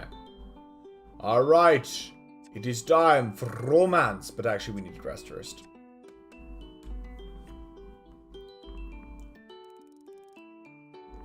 You had a lovely nap and wake up feeling revitalized. Your energy has been restored. Magic. You just walk around and solve puzzles and pet cats. Okay. Sounds big chillin' to me. Do you itch for romance?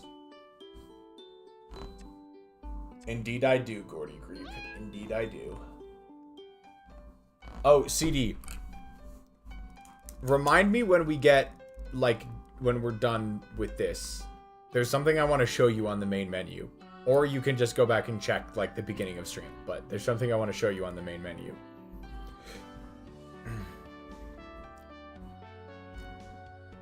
Floofy Butt has asked me to accompany him to the beach because he wants to share some thoughts with me. As usual, I have no idea what he may be devising. He has asked me to sit comfortably on our blanket, and is now standing in front of me with a piece of paper wedged between his front paws, endlessly clearing his throat, as though he's about to make a speech or spit a hairball. It is often the case At last! that on an auspicious occasion, a speech may be required to honor the affair. Ah, speech, not hairball. Today, it felt fitting that I deliver a brief address to mark the importance of the new moon anniversary of my first time meeting the person who has changed irrevocably the course of my life. My dear, I am a cat of rhetoric and proud of it.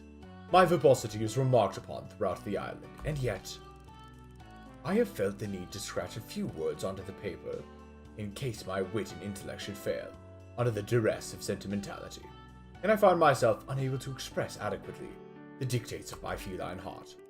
Indulge me for a moment as I grapple with that most elusive emotion, love, for that is the matter at hand. Loaf, I already know that if you drag the moon, the pre-Journey's End music starts playing, so if it's that, don't bother. Nah, trust CD. Trust CD. It's something different. What is love?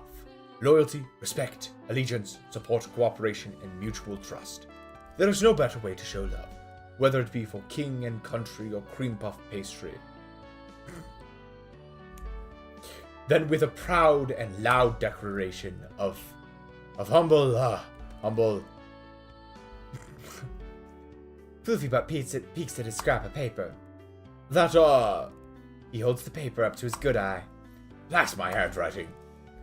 Flippy but claws the paper to shreds. For goodness sake, Suni, what I mean to say is that I love you. And whether or not you love me is of no consequence. I am not expecting a response. I only wish you to know my feelings. I understand that yours for me may not be the same, but I request, without prejudice or expectation, that you end my limbo with a response. And of course... Oh, Major. Of course my feelings are the same. You have my unequivocal respect, allegiance, and love. Goodness, we're starting to sound alike. Oh my. I wasn't expecting that. I honestly don't know what to say. Don't say anything, just come here. The large tabby launches himself into my arms, and we share a long and slightly scratchy hug. That was an achievement, because I failed that one the first time I played this game.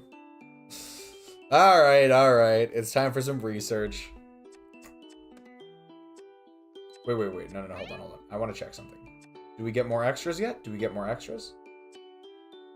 Nope, we still just have pirates. So, 31.9% of the antidote. Let's do a spot of research.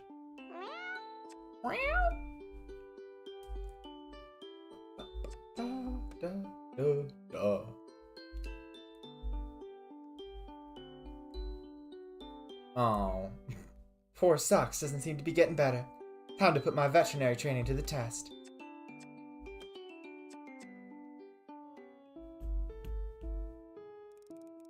I'm worried about Socks. None of the treatments so far seem to be clearing up his wound. Cleaning the area with saline solution seemed to do the trick at first, but after a few days the sac got too sore to touch, even with a soft cotton pad. Not seeing any positive results, I decided to swallow my doubts and use cream 116. I'm worried that I should have stuck with my gut feeling and not used the cream because now it's even worse, and I've exhausted my options. How best to proceed? I decided to ask the professor for his advice. Sorry to disturb you, sir, but I need your advice on Socks. Send pic, please. I'll snap a picture on my catalog and send it to the professor. Yes, that does look nasty. Have you tried cream 116? Stage 1 protocol was used first, cleaning it with saline solution, etc., but I've tried the cream since. Still inflamed. Persevere with cream. Takes a while, but will pay off. I feel doubtful, but resign myself to the professor's seniority. If unsatisfied, try steroid formula in the fridge. Red bag. I rummaged around in the fridge until I found the red bag behind a box of vitamin supplements. Got it. Thanks for your help, sir. I pour the milk into a small bowl and am relieved that Sock seems to like it. I sit with him as he laps it up and keep an eye on him for a while. After about an hour, I'm satisfied that he's sleeping happily and that all of his vital stats are normal.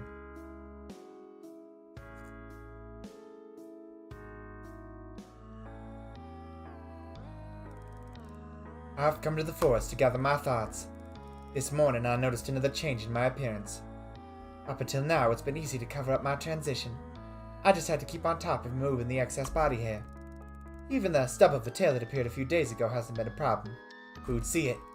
But this new development is definitely a turning point. How am I going to explain the fact that my pupils have turned into vertical slits?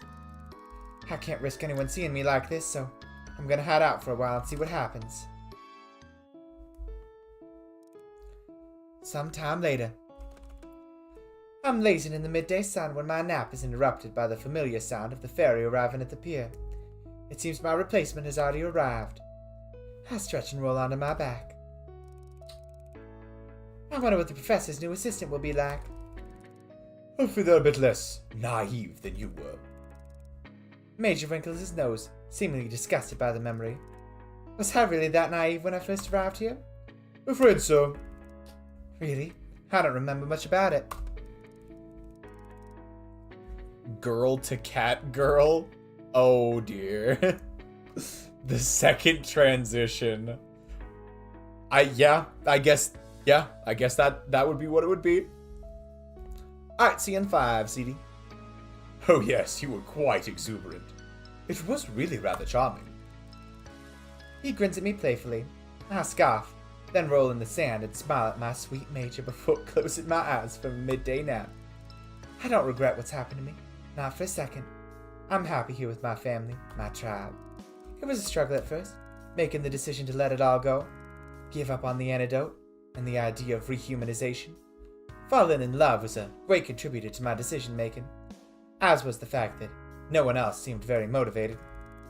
I suppose being a cat just kinda gets to you in the end. Now, I wouldn't consider any other life. My only worries these days are deciding when to eat in, which particular part of this paradise island to sleep in. So much choice. And of course, staying out of the hands of that research team. Not that that's a problem for us. We look out for one another, and we know where to hide. I just think my tail over to Floof and hook it around his tail. Happy days. So there we go. Another chapter completed. Not too bad at all. That took, yay, hour and 15, I think.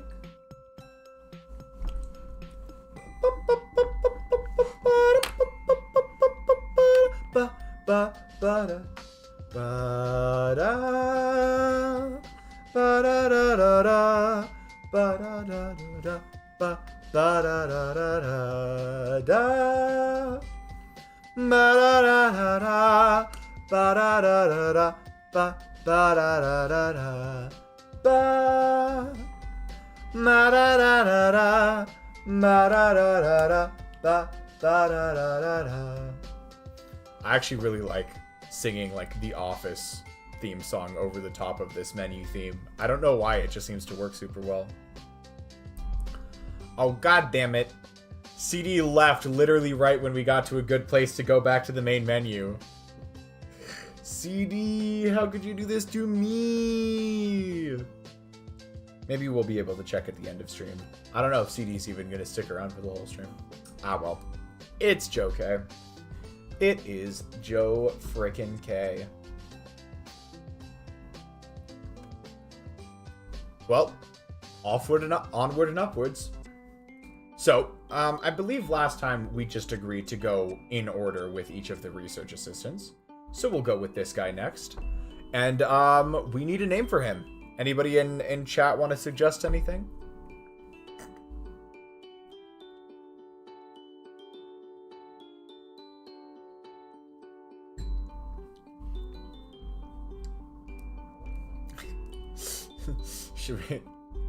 Should we call him Hisao?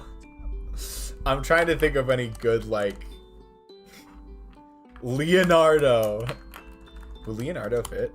Leonardo. Just barely, yeah. Hisao's a nice little inside joke. So we've got my suggestion was Hisao. We've got Leonardo as a suggestion. Oh my god. My vote for Hisao. Boom, boom. You alright with an inside joke, Amy?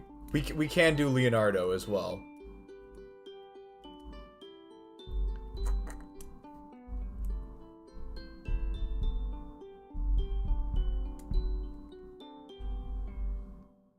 Cat Rizzler 6.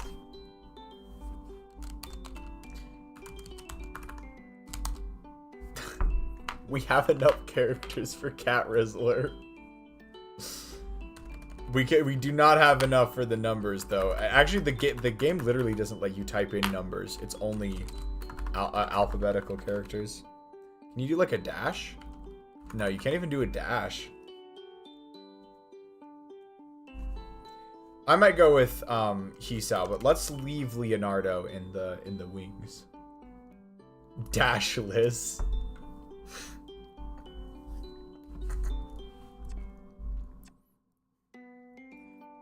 Yep.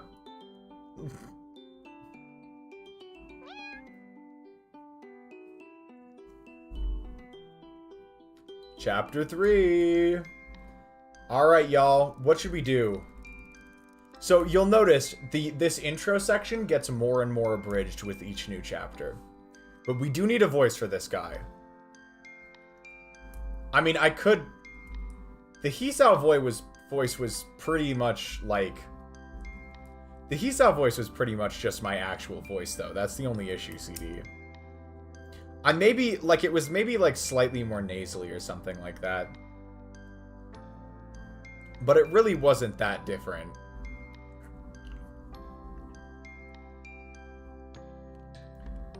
Like, I was kind of just talking when I did Hisao. I can just play around with that, just, like, make it slightly more nasally or something. It's a long boat journey. My ears are a bit wobbly as I make my way up to the wooden jetty to meet the security guard who's come to collect me. Honestly, that's kind of the voice I gave Shiro Emiya in...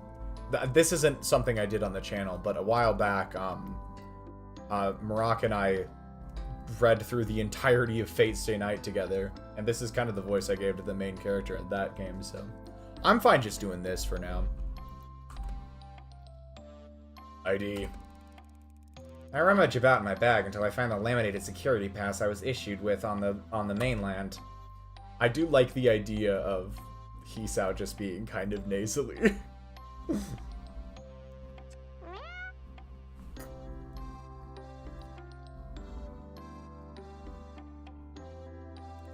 Come on then, follow me. I have to walk at quite a pace to keep up with him. He's not the social type, so we trek along in silence, until we're in camp and outside a large tent. He's waiting for you in there. Glad to have you on board, Hisao. Shall we go through a few formalities and then call it a day so you can get some rest before you start work properly tomorrow? Sounds good to me, sir. So first, shall we have a little refreshment? I have water, coffee, or perhaps something stronger, whiskey. CD, we have to. We have to.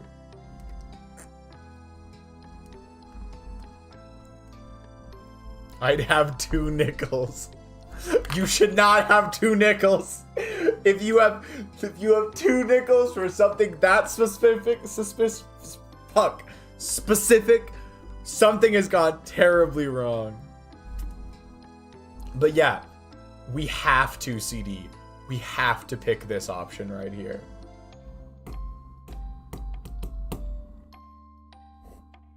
Hisao would. It's a bit early in the day, but sure, why not? I have a small whiskey. Jolly good. I can tell you and I are going to get along famously. He takes a gulp from his bottle before passing it to me. I try not to show my consternation and surreptitiously wipe the neck with my sleeve before taking a reluctant sip. We spend the next hour going through my kit, all typical stuff, apart from my super gadget. It's called a catalog, and it does all sorts of swanky things. It even plays music. Swanky is the kind of fucking word Hisao would use. Hisao always had these weird, just, like, Hisao had a strange vocabulary. I meet some of the local cats and learn how to scan them with it, which is a lot of fun. Finally, I'm shown my tent to settle in for the night. Bitch-ass word for a lame-ass bitch. While I'm unpacking, I find something very interesting under my bed. It's a personal journal of the previous research assistant, the one before me. As I read, I begin to discover there's a lot more stuff going on here than I was told about. And it's hard to believe this stuff is true. Maybe the last researcher was prone to flights of fancy. Still, it makes great bedtime story material, and I stay up reading it until my eyelids begin to close. In spite of my best efforts to read to the end, I drift off into sleep. Into a deep sleep.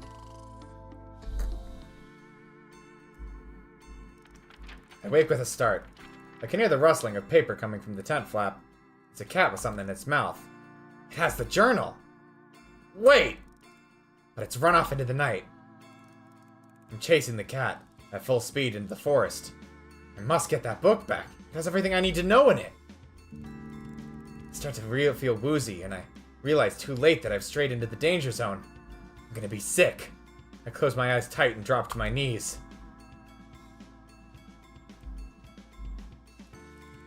I open my eyes.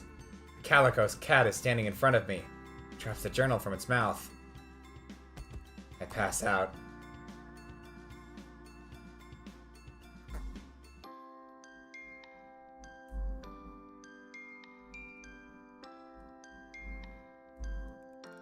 Hello, can you hear me? Are you okay? Oh, God, I do not remember Kibble's voice. Here we go again. Fucking McMurphy. Hold up. Hold up. Hold up! Give me a second.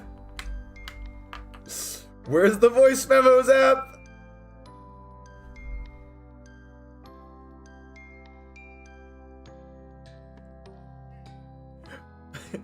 Belele gets him in despair almost every day. Move back a bit. Let him breathe. Has it been bitten? The Sphinx cat is standing over me, staring as I open my eyes. Yes, definitely bitten. Look at its hand. I bring my hand up to my face, and through my blurry vision I can make out several deep scratches and puncture marks. The cats watch me intently. Is this real? I saw something in the journal about kidnapping. Catnapping. We're sorry. It was the only way. My head begins to clear, and I realize that if I can talk to these cats, not only is it all true, but it's already too late. I have the sickness. We need to have a talk, human. No, we don't. I know what's going on. I've got the sickness, that's why I can hear you. Well done. You really did read it. Most of it, yes. So I wasn't entirely wasting my time. Hang on. You figure it out. You figure it out. It's not my problem anymore. Trixie is so cute. I gotta be honest, Trixie's kind of my favorite of all of them. Also, I just like calico cats a lot, because one of my cats is a calico. The mysterious cat slinks off towards the forest area. Oh, don't worry about them. They're preoccupied elsewhere. Get that fuck-ass look off your face, Floofy Butt. Like, what is that? Floofy Butt, what is that fucking smirk? So, are you going to help us or not? Well, of course I am. You need my help, and I need yours if I'm going to find an antidote. Spoken like a true champion. Well, let's hope it's third time lucky. Oh, I thought the last one was pretty lucky, actually. Unfortunately, the last one didn't get very far with discovering what's happened to our friends. They didn't make an antidote either. I think, with their notes to build on, I'm gonna crack this. Well, I promise to give it my best shot at least. Hurrah! What? Respect. Jolly good show. My catalog starts beeping. But right now, I have to get to work.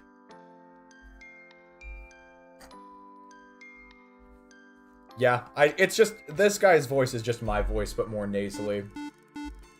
I'm just about to enter the lab to begin my legitimate work when the catalog beeps. A message without any contact information. Ooh. I didn't quite see what that said this time. I'm gonna go check the VOD real quick. That way I can see what it said. Loose lips sink ships. That's what it said. Interesting.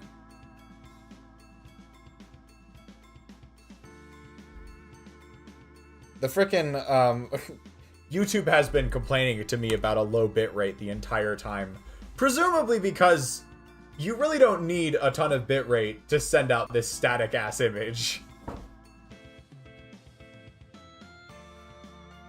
I remember reading something about messages in the journal, but I was so sleepy last night I don't recall what it was. I decided to ignore the mystery messenger for now, or I'll be late to work. The professor is already working when I arrive, but I'm not late, so there's no fuss. I get through the day as efficiently as possible and head back to my tent as soon as my work is done. I want to get grips with finding out all I can as soon as possible. This guy's a real go-getter. Alright. This time...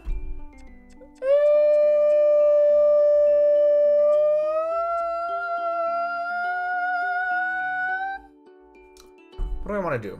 We go, like, 1, 2, 3, 4, 5, 6, 7. Let's start with the research this time. Let's shake it up a little bit. Bro hits those notes.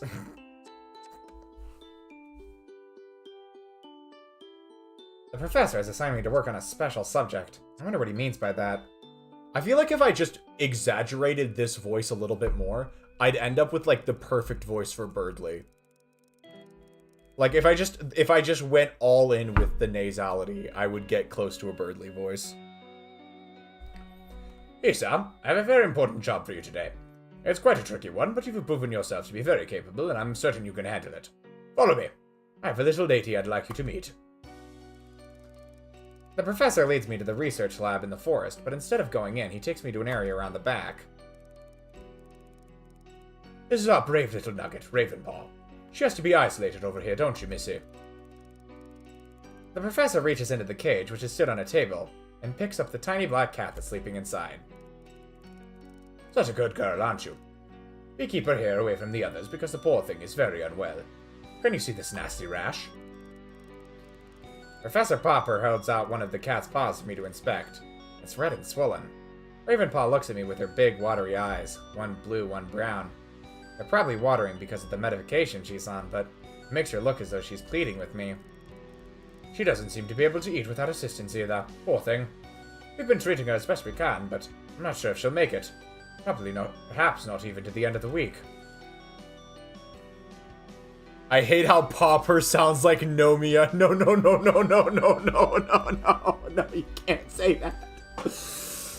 No.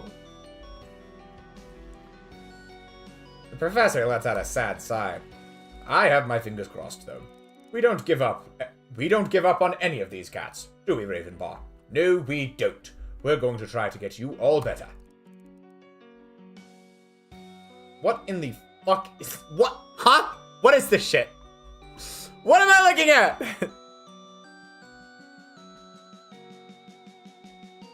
She's such a pretty cat. Her eyes are... Actually, Hisao moment. This was... Honestly, naming this character Hisao was like the perfect decision. I couldn't have picked better if I tried. Enchanting, aren't they? She's a very pretty cat indeed, and she knows it too, you can tell. You know what a pretty thing you are, don't you? I reach out to stroke Ravenpaw, but she struggles away from my hand. Ah, she's getting cranky. I think we've kept Grumpy Pants here awake for long enough. He puts her gently back into the cage and locks it shut. Ravenpaw seems to fall asleep instantly. I hope I didn't distress her. Of course not, Hisao. She is usually very wary of humans before she gets to know them. When I first found the poor thing on the beach, she almost scratched my eyes out. In spite of the terribly fragile state she was in. The professor smiles at the memory. Such a little trooper. She was half dead at first. She's gotten a lot better since then. Honestly, wouldn't be surprised to see her pull through this. I do hope so, Professor. Quite. Now, the reason I brought you here is because, regrettably, I won't be able to see Ravenpaw personally any longer. It's a pity, as she is so used to me now, but there's nothing for it. I have been given an extra workload recently, and I need to share out a few of my odd jobs to accommodate it. I thought you would be the ideal person to look after Ravenpaw for me. I'm taken aback that the professor has trusted me with such a responsibility. It's quite flattering, until I remember he doesn't have much choice, me being the only assistant on the island. Every day, she requires a change of dressing, a dose of medication, some cream rubbed into her rashes, and a syringe full of some nutrient milk. This can be quite distressing for her, so I'd like someone with a nice and patient manner to take over for me. Would you be interested, Hisao? Actually, having an in-game character address him as Hisao is making me lose my shit. I'm not gonna lie.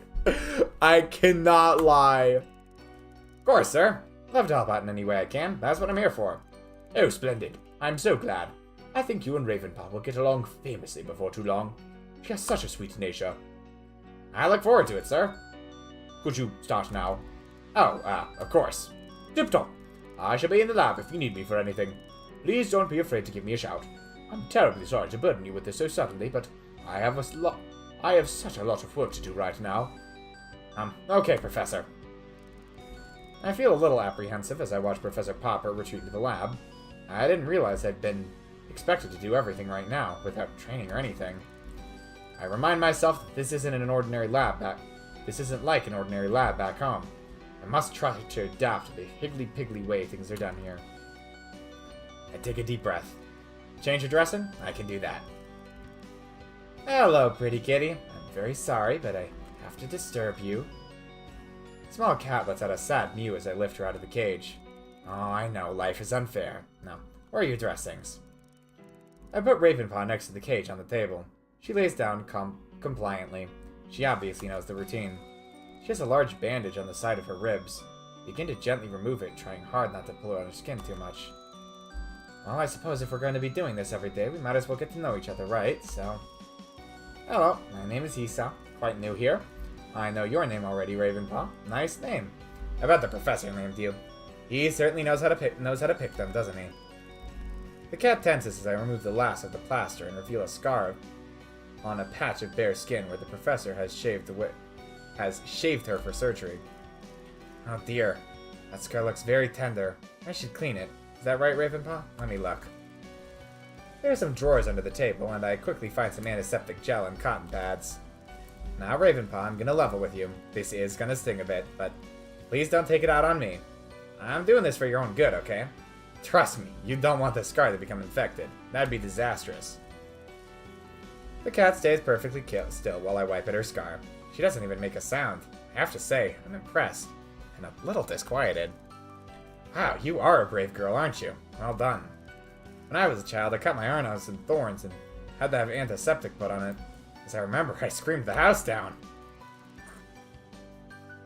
I just watched the Steam trailer for Perfect Date. I'm not sure I've seen it, actually. Maybe I should take a look. I carefully put on a clean bandage, trying hard not to stick it to her fur. I suppose the medication comes next, doesn't it? What do we have here? I look through the drawers and find a box of pre-filled syringes labeled catatonic. Ah, I presumed you'd be taking tablets, but of course, the professor said you had trouble with solids, don't you? Poor thing. Okay, same thing as last time. Don't shoot the injector. I held the skin on the back of Ravenpaw's neck tight and go to inject it quickly to get it over with, but the syringe is stiff and it takes a lot longer than I'd expected. Again, the little cat makes no response, doesn't move a muscle, almost as if she can't feel it. Good girl, gosh, you're so tough. You know, I bet you and Nick Murphy would get on like a house on fire. Ravenpaw's ears prick up as if she's heard a rattlesnake. Nick Murphy's one of the coolest people. I mean, I was a little wary at first, but he has that Irish charm that's so hard to resist. The tiny cat's head spins to look up at me. How do you know he's Irish? My heart lurches to my throat. Have you got it? You have, haven't you? You're sick. You've got the sickness. I have a million questions running through my head, but I'm unable to speak. Listen to me, human. You must help me. I suddenly jolt to my senses. Okay, now knowing that she's one of the cats that can actually talk back to you, this motherfucker was being very condescending for quite a while. I am. I'm trying to help you, Ravenpaw. Please, don't use the cream on me. It burns. It's giving me these red patches. I know it hurts, but I have to rub it into your wounds. Those red patches will get dry and itchy and even infected otherwise. No, please, I beg you, human. That stuff doesn't help. It doesn't. It hurts. I know it feels that way, but it's helping you, I promise. The professor's been caring you so thoroughly since he found you. I'd get the sack if your treatment went downhill now. That man has only ever hurt me. I'm taken aback. The professor cares for you very much and only wants you to get better. The cat turns her face away as if she's given up hope. Pulls at my heartstrings and I pause for a moment. We're going to stop Ravenpaw's treatment. I think this is actually like highly important thing to do. Like I genuinely think this is important.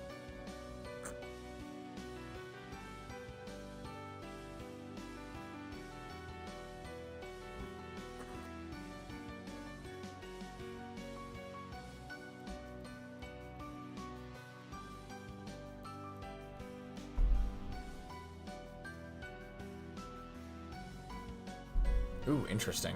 The research events this time look like they're going to be on the more interesting side. Okay, so we have to stop Ravenpaw's treatment here. Okay, I'm taking a big leap here. I'm going to give you 5 days without this cream and see if I see any deterioration in your condition, it's back to a strict regimen for you, Missy. And no complaints, deal? Thank you, human.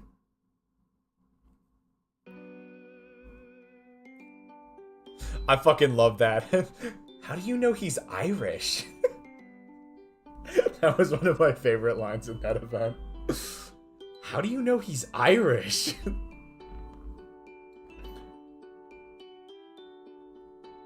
So shockingly enough, I do have a guide pulled up on the other monitor. Just most of the time with this game, I feel like the choice that you need to make is very obvious. But I fucked it up a few times, and I fucked it up enough times that I don't want to keep fucking it up. Do you itch for romance? Yes, we itch for romance. Honestly, that's what I'm gonna call the next stream.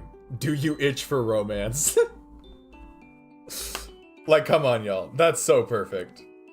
So, you will now notice, down here in the bottom right, Ravenpaw has been added to the name Ravenpaw has been added to the list.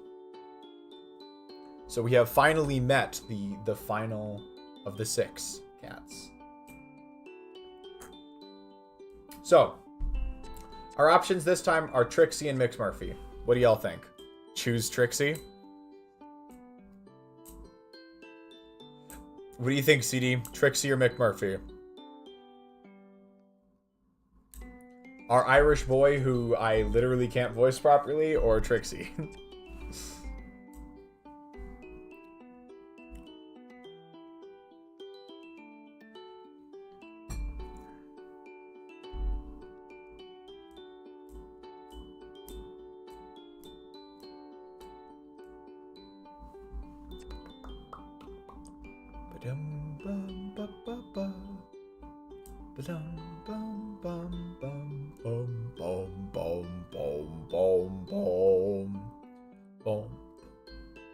Well, okay. I'm not actually sure CD's here to weigh in or not, so I might just go with Trixie then. You're taking too long. We're going with Trixie. Oh my god, this song goes so hard.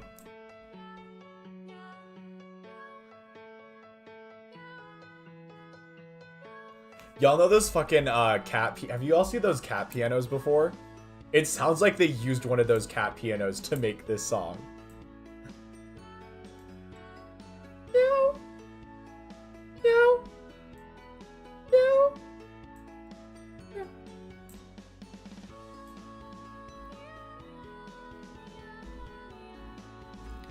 I can hear a strange tap-tapping sound and it grinds on my brain until finally I have to go investigate.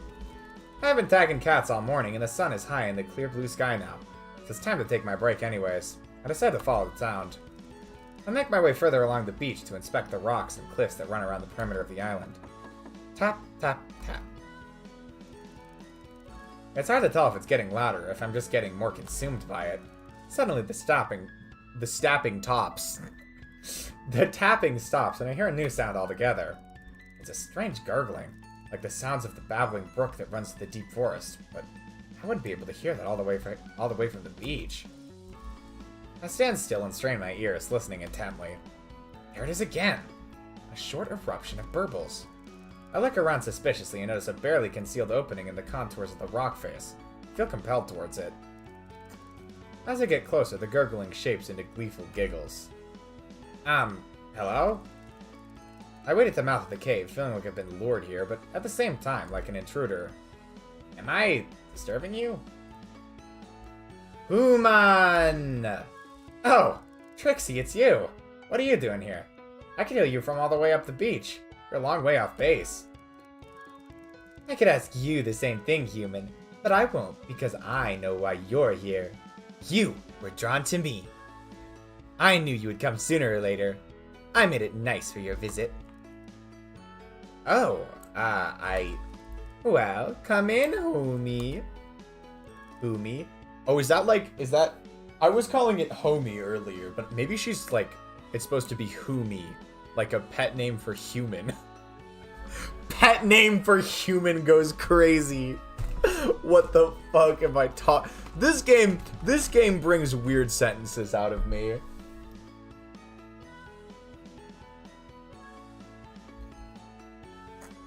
And she's disappeared into the darkness of the cave.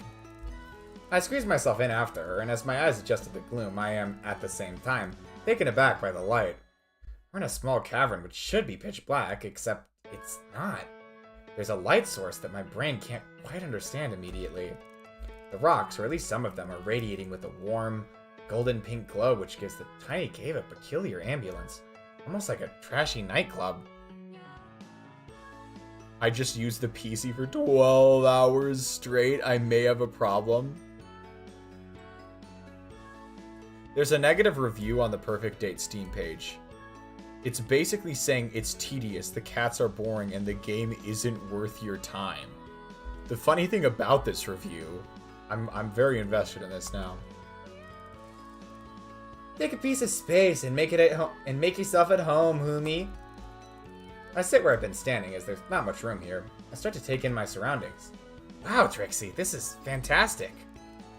All around us are different types of rocks, stones, and crystals, all different colors, sizes, and shapes. There are piles of the stuff in every nook and cranny, like a little Aladdin's cave. What exactly is this place, Trix? They have 60 hours? How? Even when, like, I didn't even crack, like, the 10-hour mark when I played this all the way through myself. It's not that... The only reason it's taking longer this time is because I'm voice acting the damn thing. What exactly is this place, Trix? It's my pad. It's where I do my thing. We all need our thing, don't we? Yeah, I suppose, but what exactly is your thing? Minerals! I collect them. It's more than just collecting them, though. I embrace them. You hug them? Trixie giggles. Yes, I do. But that's not what I meant. I connect with them and allow their properties to become a part of me. We combine our energies. So Trixie's a crystal girly. Trixie is a crystal girly, I guess. Like, how the fuck do you beat the game at least thrice and be like, actually, this sucks, let me That's not thrice, CD. That's like at least 5 times. Like, that's actually at least 5 times. I'm not quite sure I understand. Look, it's easier if I show you. The small cat begins nudging and pawing at some of the stones until she is lined up in front of me. Here's my island family. Meet the Grand Dame. She indicates a long, slender pink stone, quite smooth and elegant. Feel her. I run my fingers over the shiny, cold surface. Remind you of anyone? A small smile breaks over my face, and Trixie begins to giggle. Yep, you got it. Only don't ever tell Snooty that I'm calling her Grandma. Here, how about this guy? I'm presented with a large, squat chunk of rock, semi-covered with a kind of moss that gives it the appearance of having fur. As I turn it, the light picks up the color. I can see a warm, rich amber tone, almost like marmalade. It makes me laugh out loud. That really is uncanny. The major in rock form. Mineral, actually. But yes, Gramps has all the qualities to lead my little family. I've already moved on to the next stone, and the resemblance is striking. It's a dirty green stone that fits very comfortably in the palm of my hand. It hasn't been polished like Snooty Booty, so it's a bit murky looking, and there are some patches that have been rubbed clean from handling. They are breathtaking emerald, catching the light so that the green sparkles, refracting and dancing around the cave. It's beautiful. Yeah, naughty Uncle Murky can be like that, don't you find? Oh, he certainly can. His charm is so beguiling. So, who's missing? No one. What about Kibbles?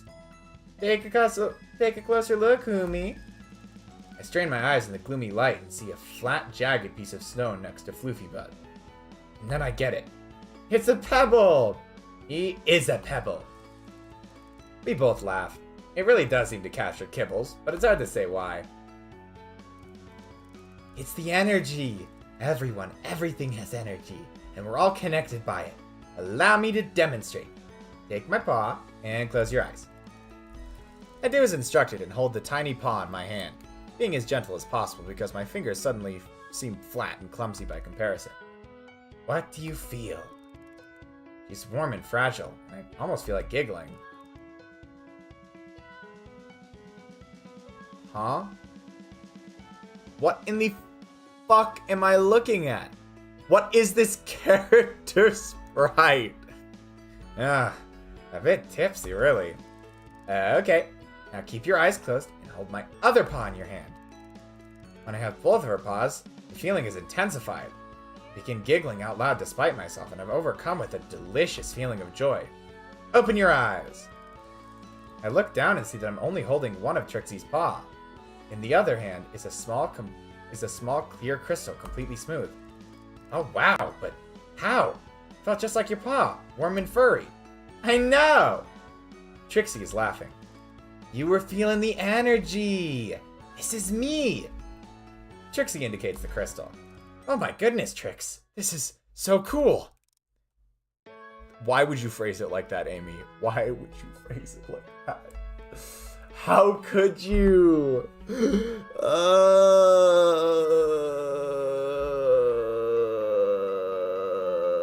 And moving on. Thank you for letting me meet you all. Notice her face change, as though she's been hurt.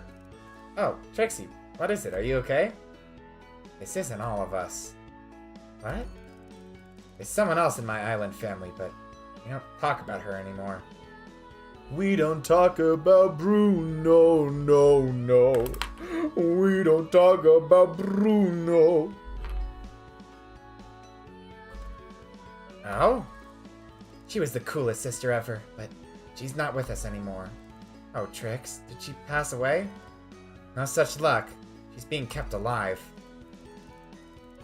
Trixie nudges a small black piece of stone towards me. I pick it up and look at it closely. There's 1,000 specks of glitter running through it, giving it an iridescence. It looks like the night sky.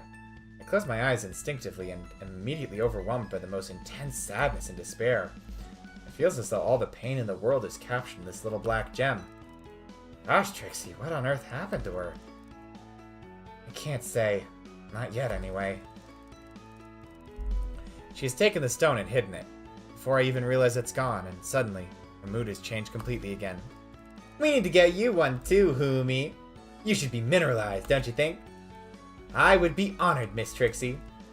You're really quite open for a scientist. It's actually a requirement that, in order to be a good scientist, you remain open-minded. Let me read your tarot! I'm a bit thrown. That came out of nowhere. I don't know about that. Not as open-minded as you like to think, then. That's not fair. I just wasn't expecting it. Come on, then. Yes or no? I'm 90% sure we just let her read our tarot, but let me go make certain real quick. Yeah, okay. I want to know everything! Okay, why not? I played tarot once in uni. It was great fun. Oh, Humi, tarot isn't a game.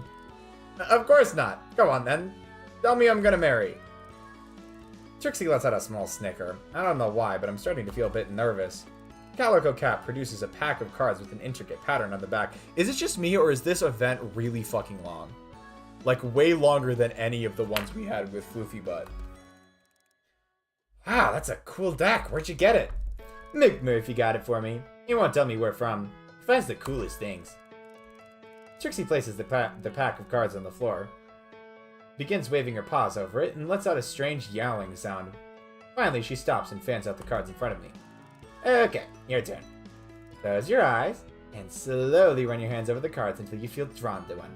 Touch it lightly. Repeat until you've chosen 3 cards. I self-consciously do as I'm told, relieved that I'm not expected to make yowling noises too. I touch 3 cards, and when I open my eyes, Trixie's holding them in her paw, looking thoughtful. Very interesting. Your past is the Fool. Ha! The Lovers is your present position. How scandalous. You have Justice in your future. But will you be handing it out or receiving it? Very interesting. Is that good interesting or bad interesting? There's no such thing as good and bad, really. It's all just information to help you, if you choose to listen to it. Fucking... Okay.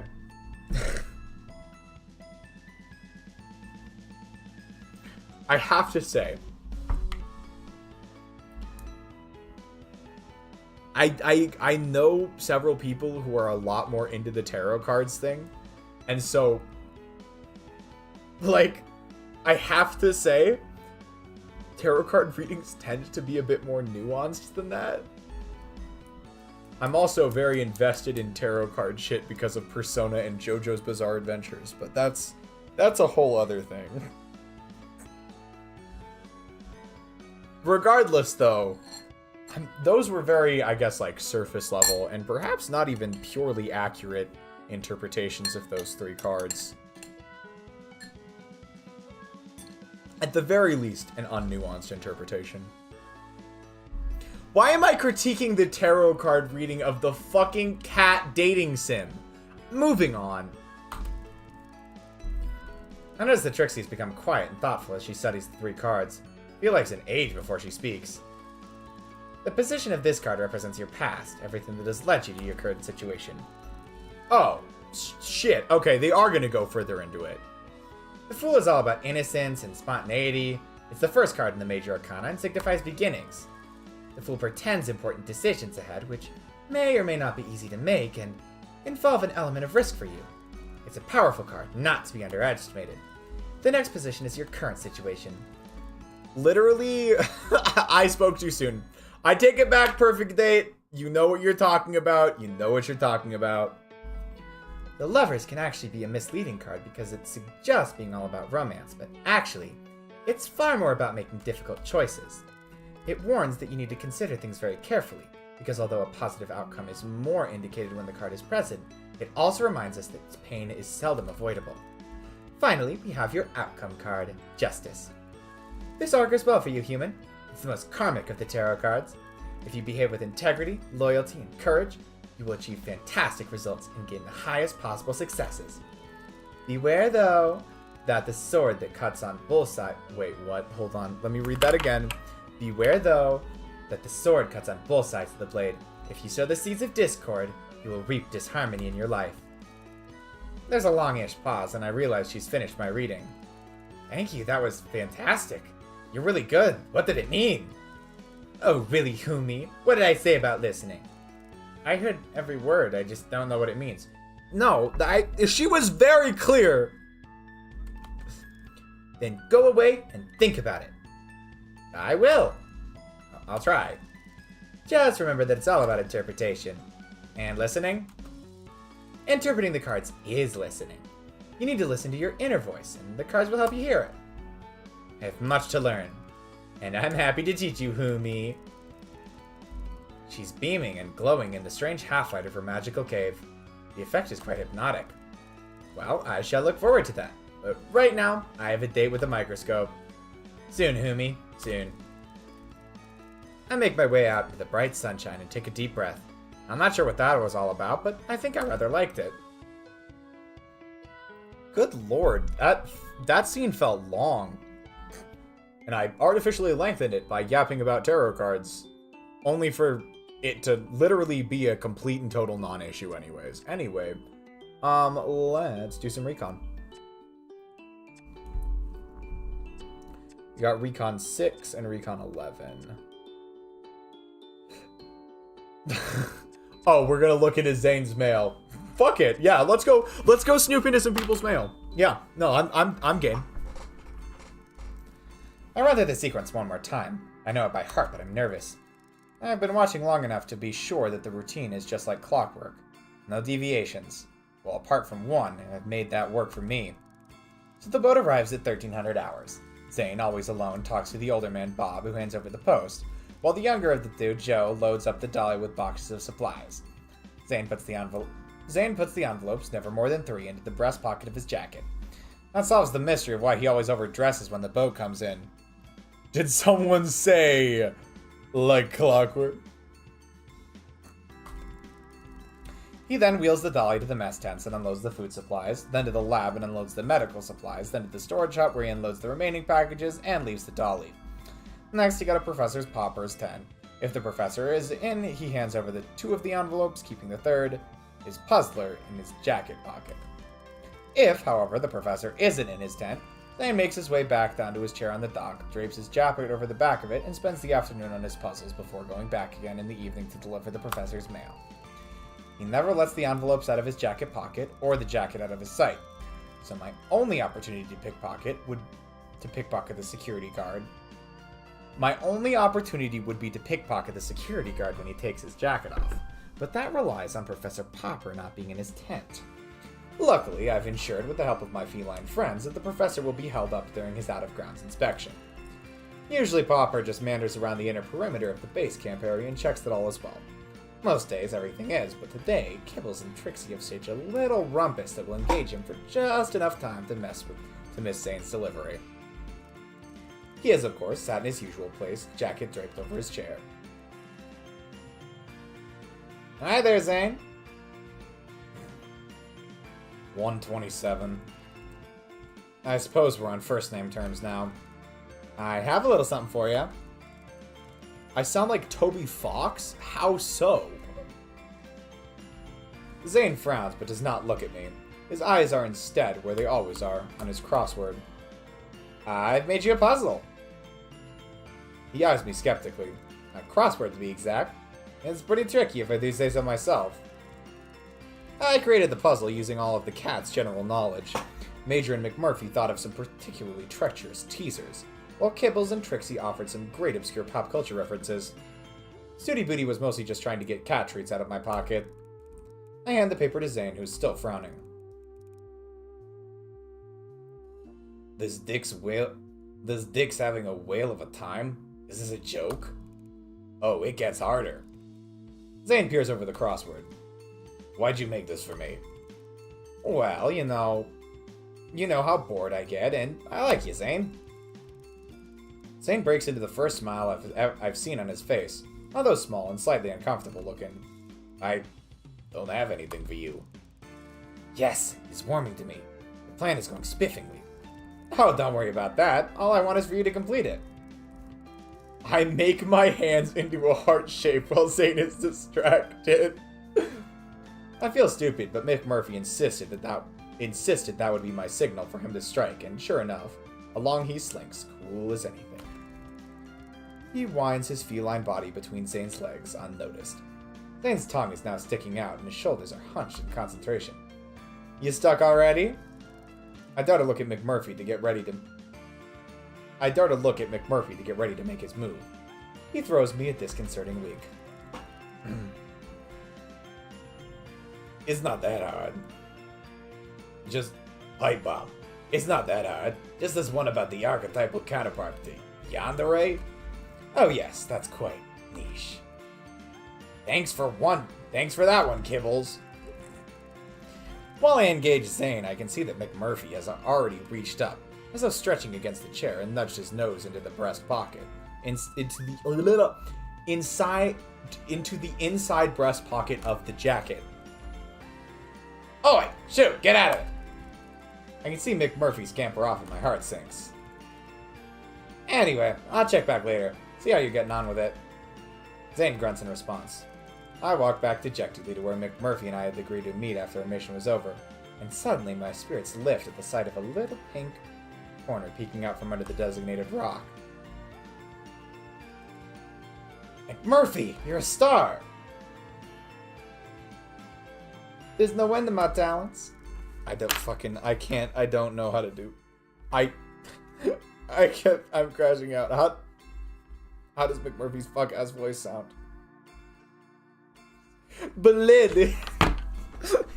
There's no end to my talents. I don't fucking know. I snatch up the envelope, say goodbye to McMurphy, and head to the privacy of my tent. I examine my trophy while the kettle boils. I'm touched by the pretty pink envelope and the delicate fragrance and feel suddenly embarrassed. Am I prying into the professor's love life? What's gotten into me? Getting notions of secret going on and subterfuge. for a master of deception and subterfuge. You've made yourself quite the bed to lie in. I'm about to put the letter back when I'm overwhelmed by curiosity. I wonder who the professor's secret love could be. What are they like? Woman? Man? Other? Other? Oh my god, the phrasing on that has me rolling. Before I contain myself, I have stamped open the flap and am peeking inside. Select your gender. It's not at all what I expect, and my previous suspicions come flooding back. The paper is in stark contrast to the pretty pink wrapping. It's a typed message on white paper. Woman, man, non-binary, prefer not to say business. Percival, I have been informed of your latest subject. I would rather hear about such things from you personally. It would not be wise to take my silence for authorization. Please keep this in mind for further transactions. I will let this indiscretion slide, but if it is ever repeated, I will have no choice but to deal with you the way I dealt with 124. As for the project, Case Study 6 is authentic. Please act accordingly. P-103 has been unsuccessful. Void any further investigation. Lab 09 has received the newest batch. Protocol to begin on the 8th. Finally, I trust your new assistant has arrived and has proven to be more helpful than the previous one. You seem to have had a run of bad luck in that particular area. As you know, I do not abide bad luck. You will expect a reversal of fortune post-haste. Faithfully yours, 7.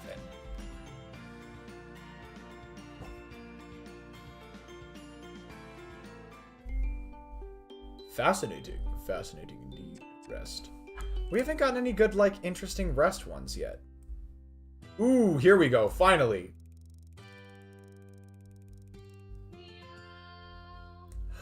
Me. Meow. Meow. Meow. Meow. Meow. Meow. Meow. This shit is my jam.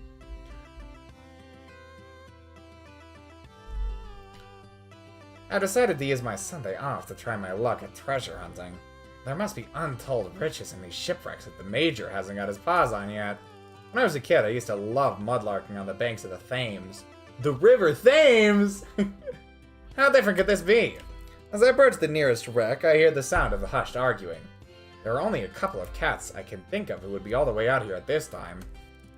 I know McMurphy is relaxing near the mess tent, hoping that Mr. Marigold will take pity on him and feed him a bit of tuna. Major's asleep in the forest. I checked on him on my way here. As far as I know, none of the other cats even ever bothered with this place, so that leaves the elusive quarreling captains. I decide to lie low and see if I can make out what's being said. But that's a whole crate of grog gone! If you aren't drinking it, who is? I'm offended. I wouldn't dream of touching your reserves, Captain. I'm just as flummoxed as you are. A likely story. I've seen how you was when we was... Oh, fuck, hold on. A likely story. I've seen how you was when we was divvying up. You had that look in your eye. Visions of Mac looting all the grog he could carry flash before my eyes, and I'm overwhelmed with guilt. I should explain the situation to restore the peace. But I don't want to drop Mac in it either. Maybe I should take the hit? Hello, I couldn't help overhearing you. MFs who say flummoxed. What are you doing eavesdropping? People can lose their ears for less than that. Now, Libby, let's not scare our visitor. How are you? Well, I trust. Yes, thank you. I'm sorry, but I just happened to be passing by, and you were rather loud. I shall forget about what I heard and go about my business. And what business would that be? Having copped out of owning up about the grog, I certainly don't fancy telling Captain Libby that I'm treasure hunting. That would go down like a lead balloon. I think quick. I'm building a sandcastle. Both cats stare at me blankly. And it's kind of a game. You have to make a castle out of sand. It sounds just as idiotic to me as I hear myself say it. It's great fun. Perhaps you'd like to join me? To my surprise, both cats inch forward, and we begin to put together the most topsy-turvy sandcastle I've ever seen.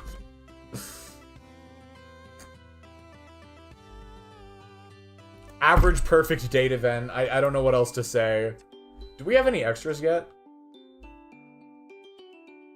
Still no extras? What the fuck is this shit? What the fuck is this? Got our daily beach episode in. Diabolical. But not altogether inaccurate. Oh, look at that. We're 3/8 of the way done.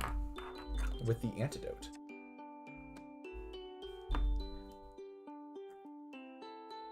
Rest in peace, Mick Murphy. We've literally passed him up all of the first 3 chapters. Because Mick Murphy is one of the first 2 to become available. And we have passed him up every single chapter since then.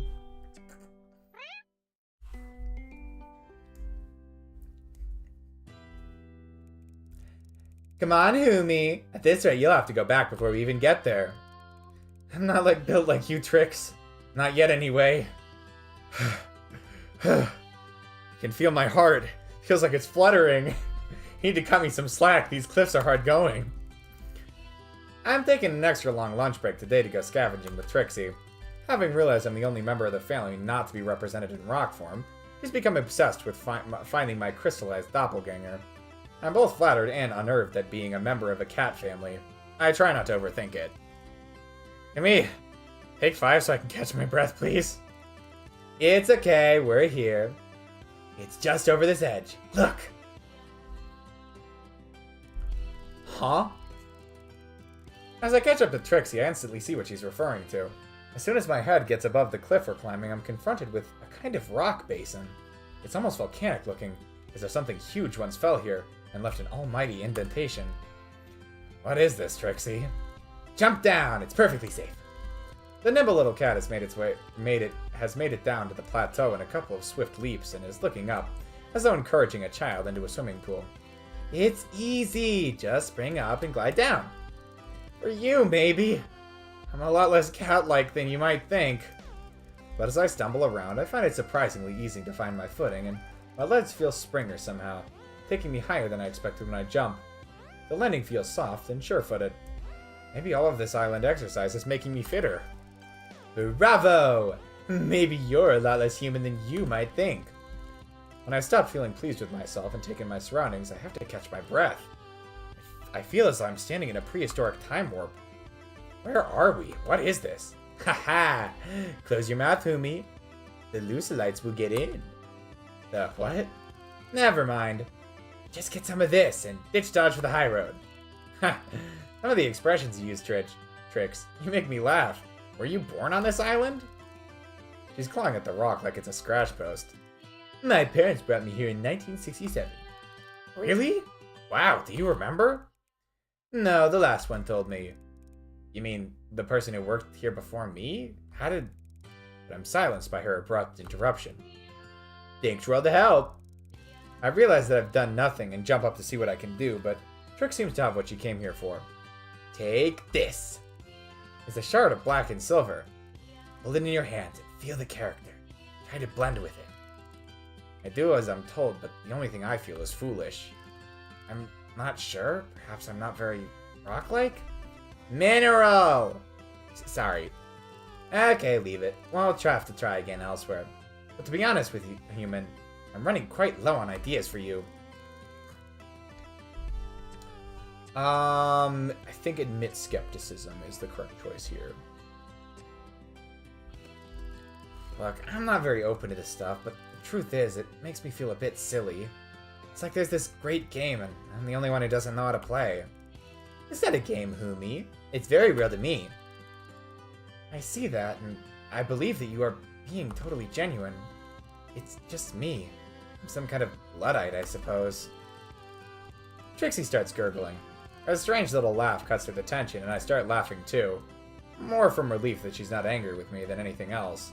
Her good humor picks me up. Look, let me have one last try, will ya? Be my guest. I don't really mind calling it a day if you want to, Humi. I'd love to stop and head back to camp for a glass of cold lemonade, but I feel I owe Trixie more effort than I've been making.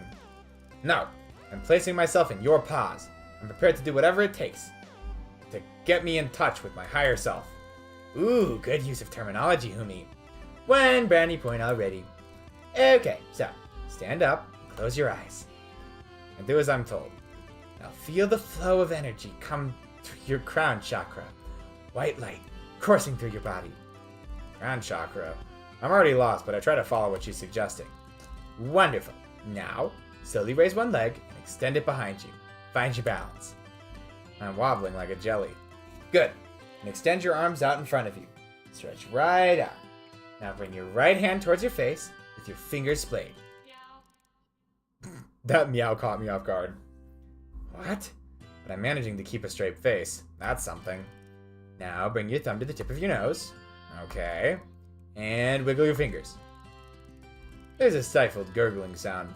I can't resist opening one eye. Trixie's rolling around trying not to laugh out loud. I see myself, how ridiculous I look, and join in with her mirth. That was mean. Oh, Humi, I'm just trying to lighten you up a bit. The best route to enlightenment is through joyful laughter. Well, whatever Christmas cracker you read that in, it wasn't wrong. Lay on the ground for a while, soaking in the energy from the rocks, and I can honestly say, I felt nothing. Don't worry, newbie. I'll channel for you until your own channels are clear. I have no idea what she means, but I feel very happy about it.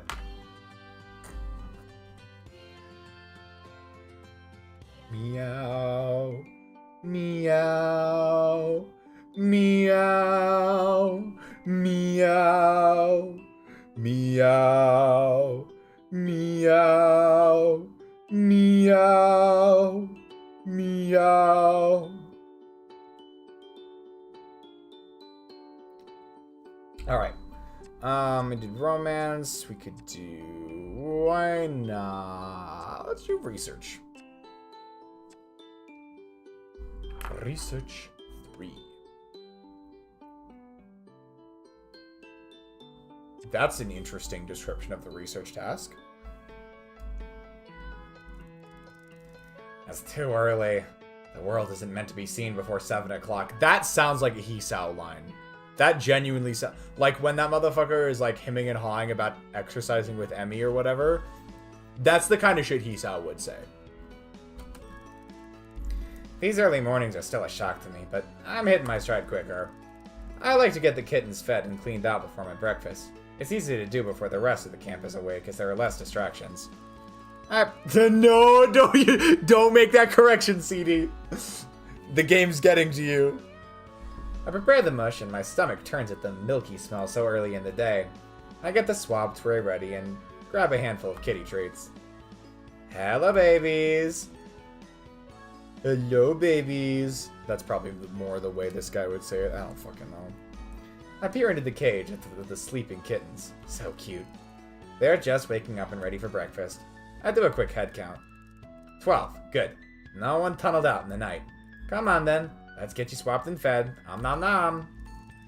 I grab the first sleepy kitty, no more than a ball of fluff, and as it opens its mouth to yawn, I dart in with the swab, bottle it, and onto the next fur ball. They just like me, for real.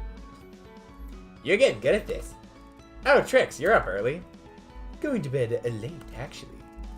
I keep swabbing, and in no time I've got all 12 little cats into the feeding cage and have begun cleaning out the sleeping area. Aw, cute. How long will they stay there for? Not sure. Generally they're kept here for about 10 weeks, and then some are released back into the wild immediately, but some are moved to be examined further. I'm still getting the hang of how it all works around here. It's a shame they aren't all released, isn't it? Yeah, I suppose so, but they'll all be released eventually, just some later than others. You think so? Well, yes, unless they're very poorly, like Ravenpaw.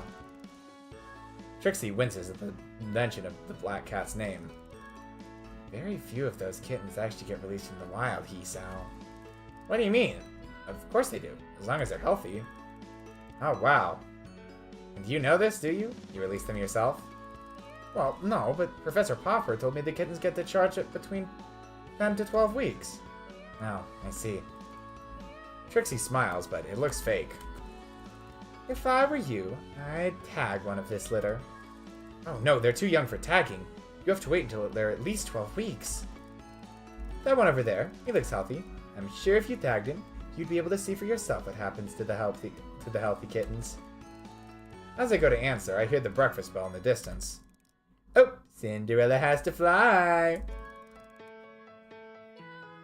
My mom, you're up early? Who didn't sleep and was about to? Early. Yep. It do be like that sometimes. And the calico cat is gone as quickly as she appeared. Come on then, kittens. Let's get you back into your nice, clean cage. Can't help but think about what Trixie has said. She seemed genuinely concerned, and there must be some basis for that. After all, she has been here a lot longer than me. Maybe tagging one of these kittens wouldn't be such a bad idea? What would be the harm? I think we might actually get an achievement. We might actually get an achievement for this if we tag. Research, hold on. Yes, actually. Yes, we want to tag here. We definitely want to tag here. Otherwise, we won't unlock the final research chunk for this chapter. I'm glad I checked. Come on then, back to... Before I even finish my sentence, my hand has grabbed the chipping pen and I've tagged the plump gray male. Probably silly, but it won't harm you and it could teach me something useful. Yas! New unlocked. Research 7. Yes, so this is what we needed to do to get that research unlocked. For some reason, a bunch of them, like, you have to take pretty specific choices during this chapter to get all of the research options unlocked. Alright, let's, it's romance time.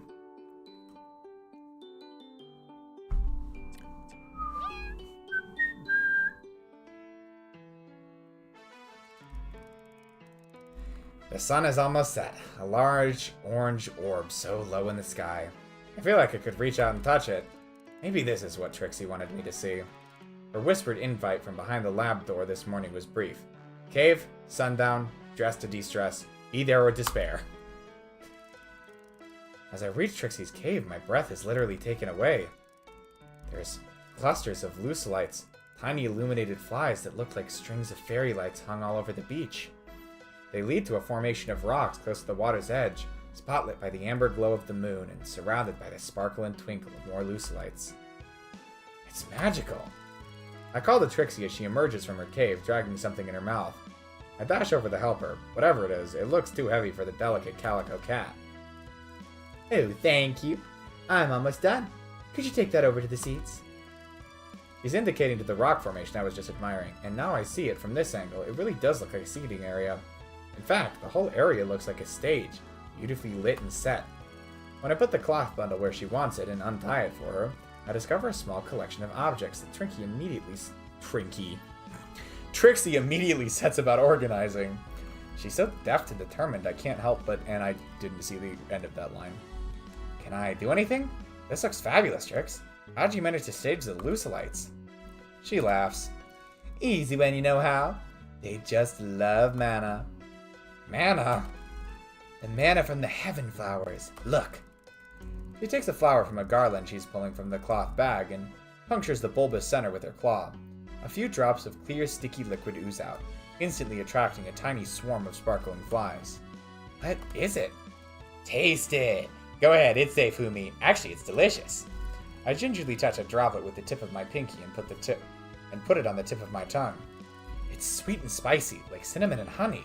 She's right, it's delicious. The garland is now around my neck, and it looks like I'm wearing a necklace of dancing lights. Trixie has nudged a smaller garland onto her head, and the effect is stunning.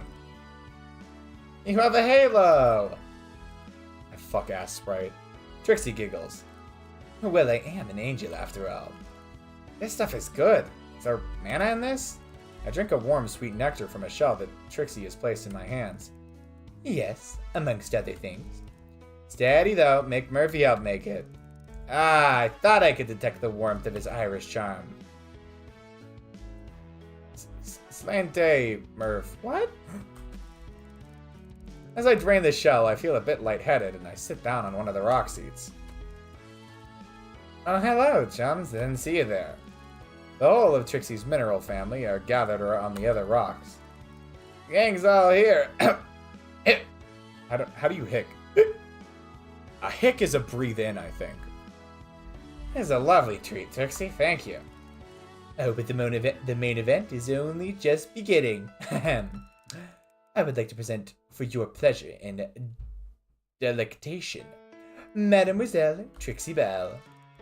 I clap enthusiastically, but I have no idea what's going down. I'm having a ball anyway. And then it begins. Trixie is taking center stage, throws her head to the full moon, and lets out the most almighty sound. It's long and loud and weird, a strange concoction of meowing, hissing, and purring all together in a cacophony of ear-piercing caterwauling. What are those words? For a moment, I'm confused, but it's like another part of me starts to take over. A part of me that understands this awful racket. My ears rearrange what I'm hearing until it sounds like singing. Beautiful singing. Sad and plaintive, and rising to hopeful and rousing until I'm compelled to join in. I throw back my head and let out a sound I didn't know I could make. Come on, Humi! Come up here! Trixie is inviting me to join her on the stage. I'm momentarily brought back to my senses, aware of who I am, and it jolts me. What the hell am I doing out here on a beach at night with a clouder of yowling cats? Part of me feels like I'm intruding. It's voyeuristic, and I feel uncomfortable. Join me! I feel like we're supposed to follow feline instincts here, most likely. Probably, yes, no, maybe so.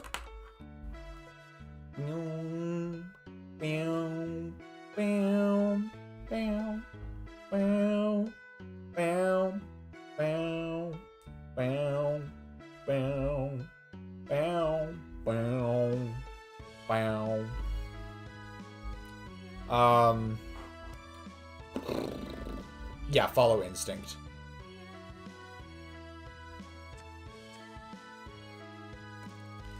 I leap gracefully onto the platform next to Trixie. From here, the view is even more astonishing. There are cats swarming in from the rocks, and the undergrowth join us. We are all harmonizing as though we are one entity. Tails intertwine as lucilites dance around us. Trixie has begun a kind of dance, stretching and twisting her whole body. She looks elastic. I began gyrating too, and it feels fantastic. Every muscle and sinew is malleable. I'm in total control of my entire anatomy. Before I have time to take in what changed, I'm running at full pelt, with Trixie following, and behind her, a whole string of cats all scampering in a serpentine line, with me at the head. I weave through rocks and right up to the water's edge. Then, suddenly, it all changes again, and we are all reaching up towards the moon. Cats standing on their hind legs, front legs stretching up and swaying, as though being blown in the warm breeze. The moon melting its amber glow over us until, suddenly, I feel a wave of nausea wash over me. I break from the other revelers and crawl on my hands and knees a little way up the beach. It feels less potent here, and I lay down for a while the sounds of the yowling cats sing me to sleep. It just ends? Okay. Just passes out on the fucking beach, and that's it. Cool and normal. Oh shit, hold on. We will choose again.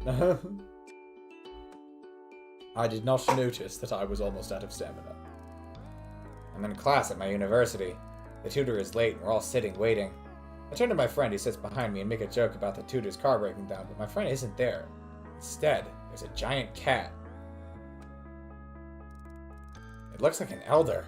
It bares its teeth at me and lets out a menacing low growl. Just as I'm about to scream, the tutor arrives, but it's Professor Pawpur. You look like you see the ghosties out. Again, that feels like an actual line from Katsuo Shoujo. I know I'm just like projecting things, but still. I'm trying to answer back to tell him to look behind me, but the words won't come out. I'm rigid with fear, Can't move, can't speak, can't scream. Everyone else is acting like things are normal. Can't they see it? I force myself to turn again and look at the terrifying cat, but it's not there. It's just an ordinary domestic cat, and everyone is laughing at me. Now I see everyone from the island. The Marigolds, Joe, Bob, Zane, Pawpur, all pointing and laughing. I jump out of my seat and leave. And I'm in bed, in my tent, sat bolt upright. I shouldn't have eaten cheese so close to bedtime. Motherfucker, what? I guess that was the key takeaway of that event. Don't eat cheese too close to bedtime, or some shit.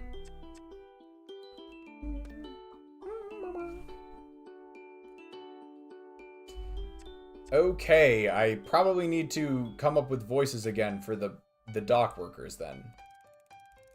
I've been asked to help with the loading and unloading of supplies today. This suits me because I've been itching for the chance to talk to the ferryman and his son.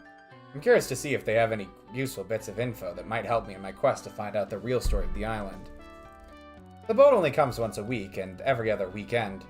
The weekend deliveries are all of the good things: food, mail, treats, etc. And the mood is always lighthearted. These midweek trips, on the other hand, are strictly work-related and tend to be very early in the morning when we're all a bit grumpy, or late at night when we're overtired. Today, it's so early that the light is only just broken. Zane and I are waiting down on the jetty. Wait, Bob. They're late. Really? It's only 5 minutes. Bob's never late. It must be quite a long trip, though. The mainland? You'd expect at least 5, maybe 10 minutes either way. Bob's never late. I remember that Zane isn't one for chit-chat, so I keep quiet and wait. Thankfully, it isn't long.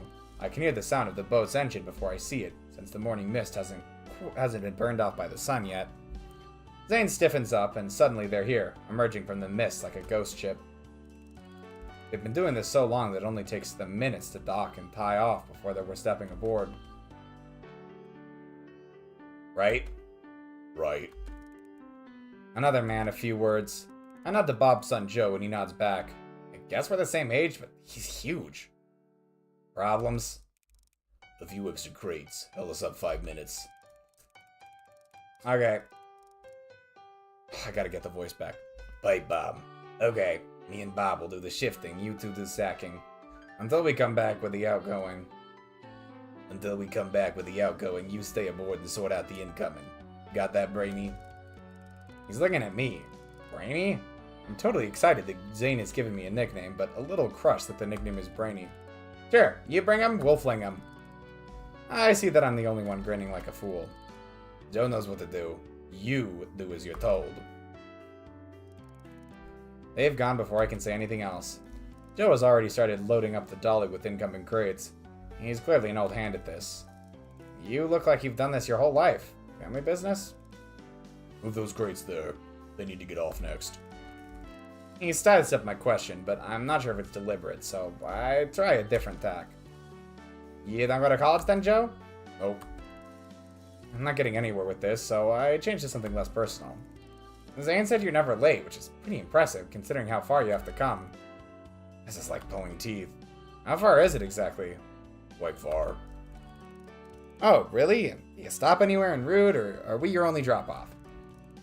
And suddenly, Joe has stopped what he's doing and is standing toe-to-toe with me, locked onto my eyes so that I can't look away. You have a lot of questions in you. My suggestion would be to keep them there on the inside. Don't do no good poking your nose into other people's business. I'm shocked by his bluntness. I'm sorry, I didn't mean to offend you. I was just making small talk. You live with all them cats. Learn from them. My heart beats faster. I think he's gonna tell me something. What? All cats know. Curiosity kills them. He starts to laugh out loud. I just stand with my mouth open, not sure how to respond. What's the matter? Cat got your tongue? And he laughs even harder. I'm feeling creeped out and am really relieved to hear the two older men returning. Everything all right here? They have the crates to be loaded onto the boat. What's up with you, Brainy? You look a bit wobbly.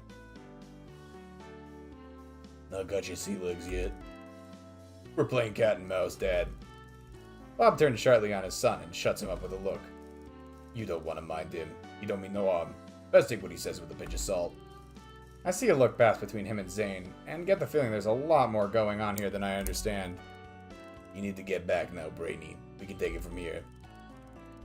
I want to ask to stay, but be given another chance, but all three men are looking at me, and I just turn and slink away. I kind of want to workshop my voice for Joe and his father. I kind of just went with whatever felt natural at the moment, but I kind of want to workshop him and make him a bit more, like, distinct. Alright, romance. I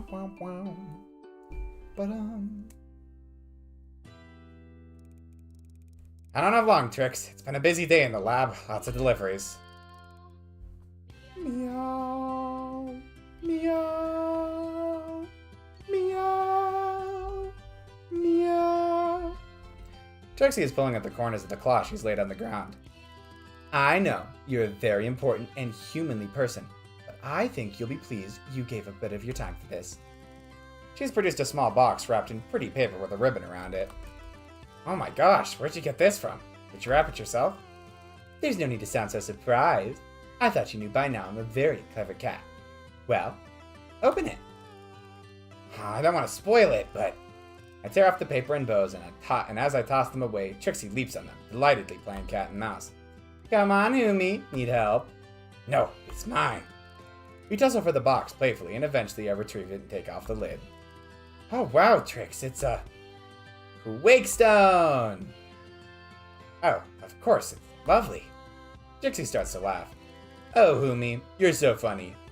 It's not lovely at all, but it is useful. She's right, it's not lovely. It's an ugly-looking chunk of stone, about the size of a walnut. Pinkish gray, but mostly gray. Useful. Does it do something? Pick it up. I take the lump from the box and instantly feel a vibration in my hand. Whoa, that's weird. What is it? The feeling is spreading up my arm and through my torso. Can you feel it? That's the quake. It's from the danger zone. What? You went to the danger zone? Well, no, not personally, but I know someone who has. Who and how? Wake Stone! It alters your energy, transforms your frequency. It makes you in tune with the danger zone so you don't get zapped. Wait, are you saying that if I hold this I could go into the Elder Cat territory? That's right, Humi. That's my gift to you. Protection. I have 100 questions competing to be asked, but I know I have to get back to the lab. Trixie, you are an angel. Let's meet up another time to discuss where you got this and how to use it. Meow. Yas! New unlocks, Recon 17. That was a romance, wasn't it? Was that not, like, intensely short? Like, I feel like that was intensely fucking short. I mean, I guess all of Trixie's other ones have been really long, so... maybe it's fine? We did get the final recon unlocked, so that's good.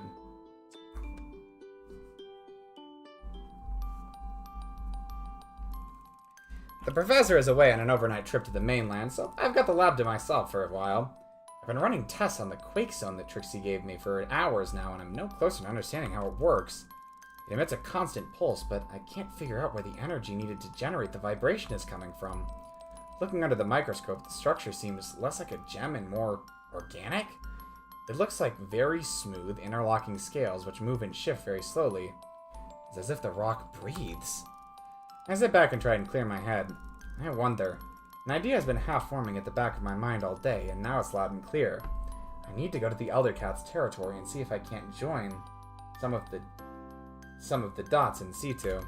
I don't know how to pronounce that last one, so we're gonna roll with it. And I said it would be foolhardy to head to the danger zone alone, so I alert McMurphy to my plan, and he agrees to meet me there. I throw a few things that I think could come in handy in my backpack and set off, swinging by Zane briefly to let him know I'm out of the grounds for a couple hours. He's on his seat down by the water's edge. Hi, Zane. Waiting for the supply boat? He doesn't bother looking up from his paper. No, that's not till tomorrow. To bring the professor back. Ah, okay. Just catching some rays then? He carries on looking at his paper and doesn't respond. Well, just wanted to let you know, I'm going on a field trip today. Now he shows an interest. Aren't you meant to stay in camp when the professor is away, in case something happens to one of the cats? Yes, strictly speaking, but everyone's doing fine, and I only intend to be gone for an hour or two. You can cope, can't you? It's not a question of me coping, it's a question of you breaking the rules. My heart sinks. But if it's important, then I expect you to... you have to do what you think is right. I'm taken aback. I get the feeling he's giving me his blessing without saying it. Thanks, Thane. Nice words. I turned to head back up the jetty path. But it might be a good idea to let me know where you're going, just in case. They're all fine, I promise you. My concern was for you. Oh, Zane, I'm touched, but I'll be fine too. Thanks for caring. Even so. I feel under pressure to tell him where I'm going, but I'm worried he'll stop me. I decide to come clean and hope for the best. Heading up to the other end of the island. The danger zone. Elder territory, yes. Be careful then. I will. And I get away before he can change his mind. I wonder why he was so easygoing about me sneaking off to the danger zone while the professor is away. Maybe Zane's not so bad after all. I haven't seen any sign of McMurphy. We said we'd meet here on the border of the danger zone. I'm squeezing the quake stone in my hand and can feel the vibration gently pulsing on my arm. Just as I'm about to venture forward alone, I hear a friendly whistle. Murph! Okay, let me check my fucking voice memo. How do I,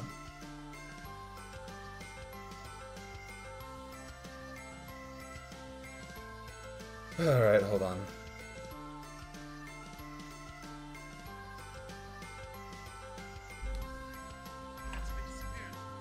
But lately... Were you missing me, Kara? I was giving up, honey, to be honest. Oh, that's not nice. You should never give up on a buddy. Well, I'm glad you're here. I don't mind adventuring, but I don't mind admitting I'm a bit nervous. Here, let me put this around your neck. I've made a collar for him by drilling a piece of the quake stone and threading some twine through it. I don't want either of us to upset the elders. We need all the protection we can get.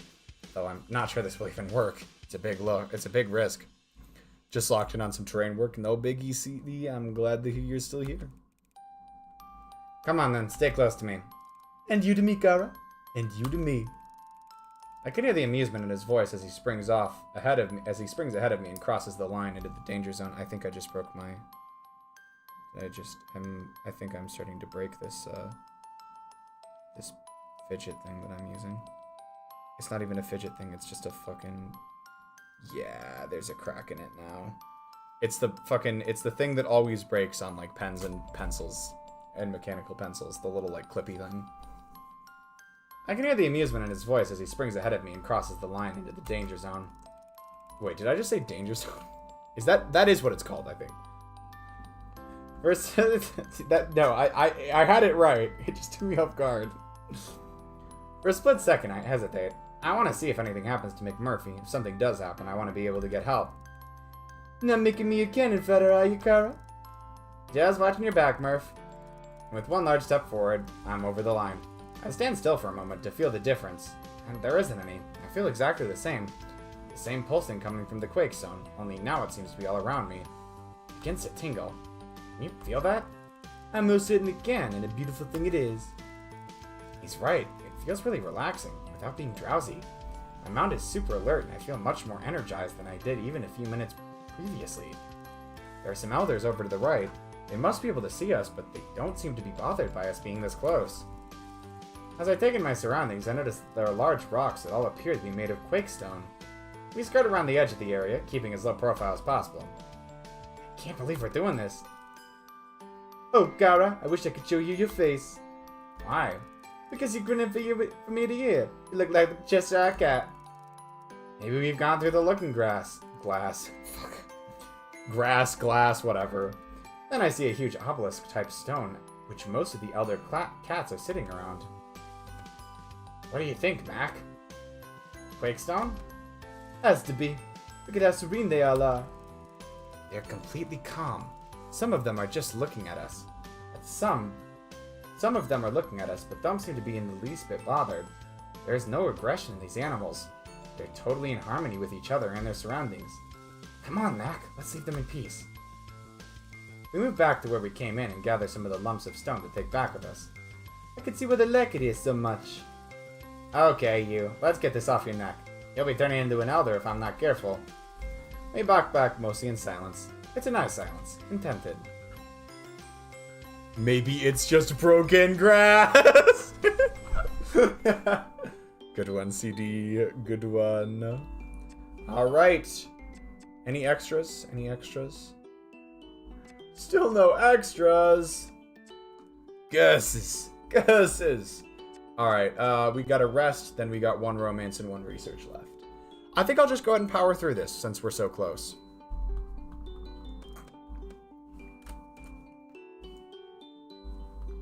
And we'll just leave it off with the end of this chapter.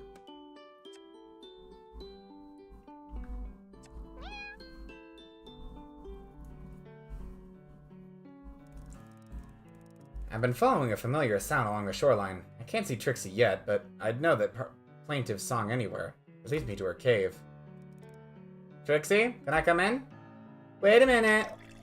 I can hear a flurry of activity, shuffling and liquid being poured. Trixie, are you nearly ready? It's freezing out here. As soon as the sun goes down, this island becomes ridiculously cold. Come in. Her voice is slow and sing-song. The cave is warm and welcoming. There are flower petals scattered on the ground and little jars of loose lights in every corner. Trixie is stretched out on a rock as though she hasn't moved. Hello, you. Hello, you. Long time no see. Hello, Humi. I wondered when you'd show up. As soon as you invited me, actually. She ignores me and indicates a jar of amber liquid. Help yourself. She's in one of those moods. So I take a sip of the mana juice and make a note to go easy on it this time, remembering how potent it is. So, how's Trix? Great. You've not been around for a few days. She doesn't respond. I thought you were avoiding me. I force a laugh, but now I'm beginning to think I was right. Have I upset you, Trixie? Well, in a way, I suppose you have. Oh, I was kidding, but tell me, what did I... She cuts across me. I don't mean to be rude, but would you mind just shutting up and letting me talk for a little while? Oh, of course. I'm a little anxious about what's coming, but I do as I'm told and sit in silence. Life. She pauses and smiles. I'm not sure if I should respond, so I just smile back. Life is great and all, but sometimes it's not as great as you try to pretend it is. You get so used to making the best of it that you stop being aware that it's only silver, or sometimes even bronze.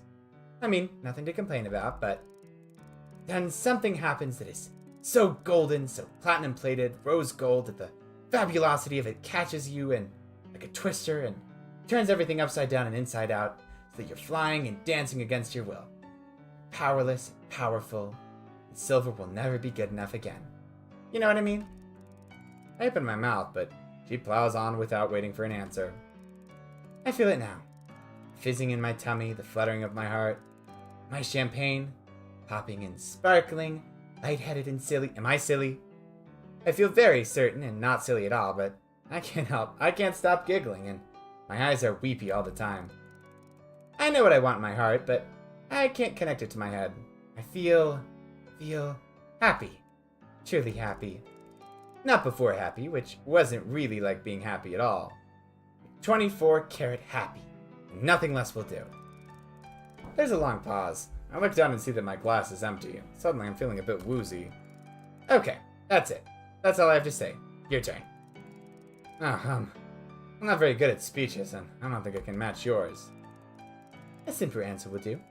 Soulmates don't come along every day, Humi. You have a chance here to take a leap. See where the adventure takes us. Forever wonder what we missed. Of course I'm in.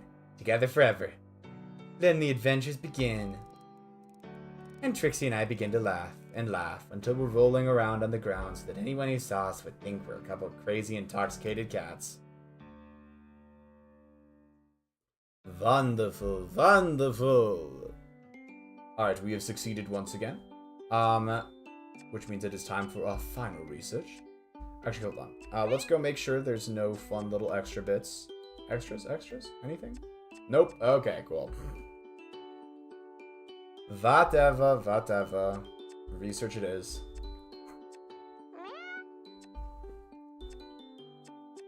Research 7.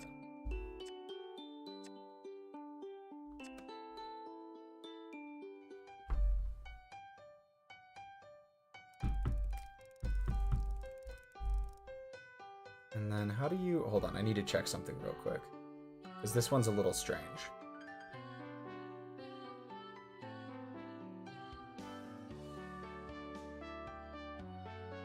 Okay. I see. And we're doing 7 right now?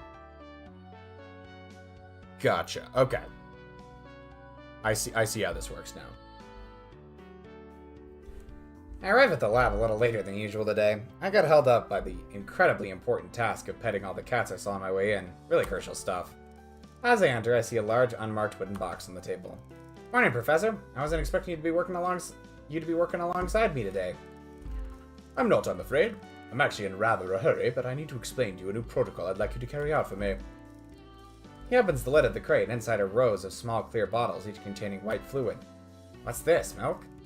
No, these are samples from our offshore lab. Samples of what? So many questions. Curiosity is a marvelous trait for a scientist. Now I want you to run some tests on these. I want you to check how they respond to contact with compounds 16, 18, and 24. I noticed how deftly he evaded my question. Once you've done that, provided there are no complications, I need you to apply the sample to some of the cats and record the results. I beg your pardon?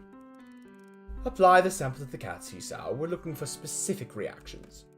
Of course, sir, but oughtn't I have a little more information before I start applying an untested product to a living subject? Look, Esau, I understand your concern. Of course I do. However, once in a while one has to trim the red tape, and this is one of those occasions. Now, I really am in the most awful rush, my dear, but I have complete faith in you. And suddenly I'm alone. I pick up one of the samples from the box. It looks like a miniature milk bottle, but the fluid inside is creamier than milk. I retrieve the compounds from the cabinet that the professor wanted me to test and spend some time combining them with the sample. From what I can tell, the compounds are some kind of organic material, but no one has told me where they came from or what they actually are. I look at them under the microscope one by one and add a little of the sample.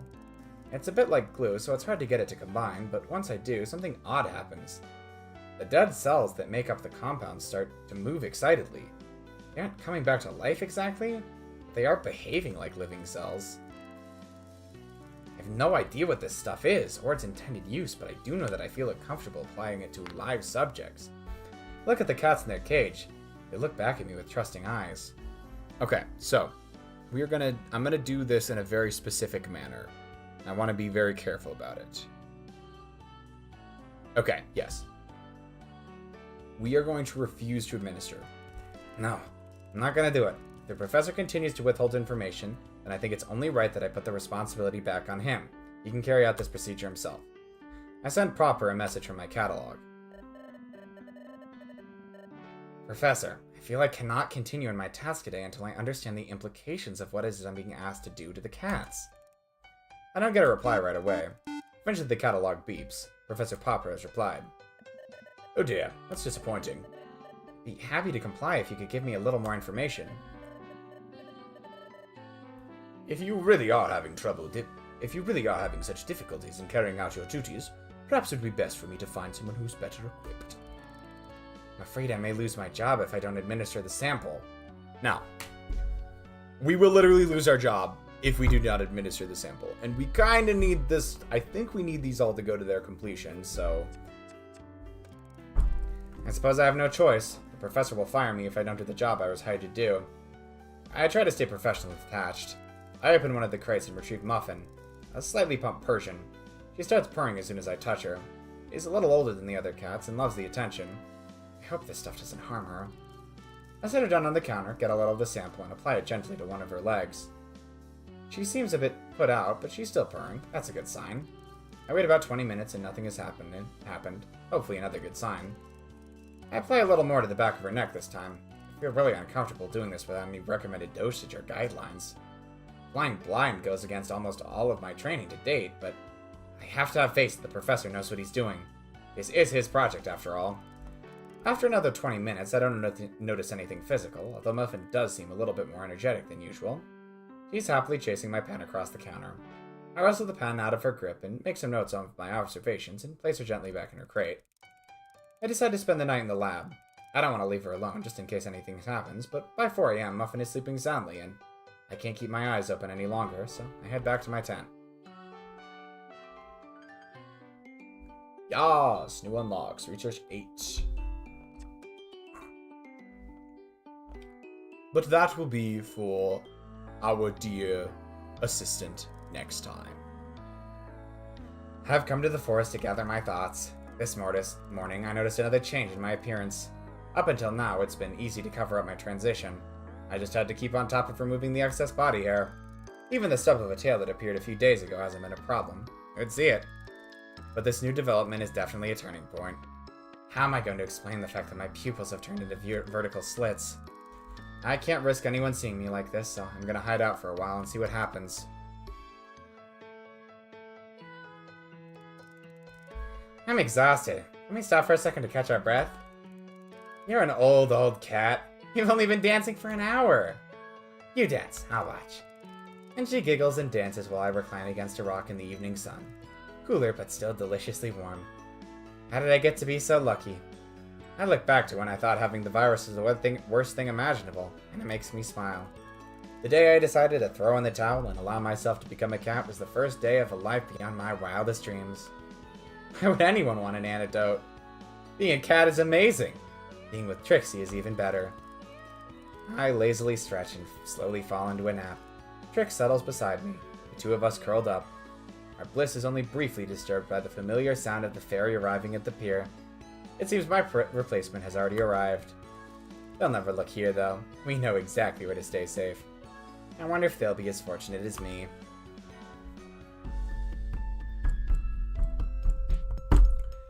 Alrighty, let's go. I think that is the end of our little journey for this evening.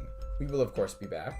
I'm gonna quit the main menu real quick so I can show CD the thing I was talking. CD, are you still here, CD? I'm so dumb. Alright. I'm going to open up this page, which I didn't notice before. This is the endings that we have gotten. If you notice, there's actually 18 of them. I want you to read through these real quick, CD, and see if you notice one.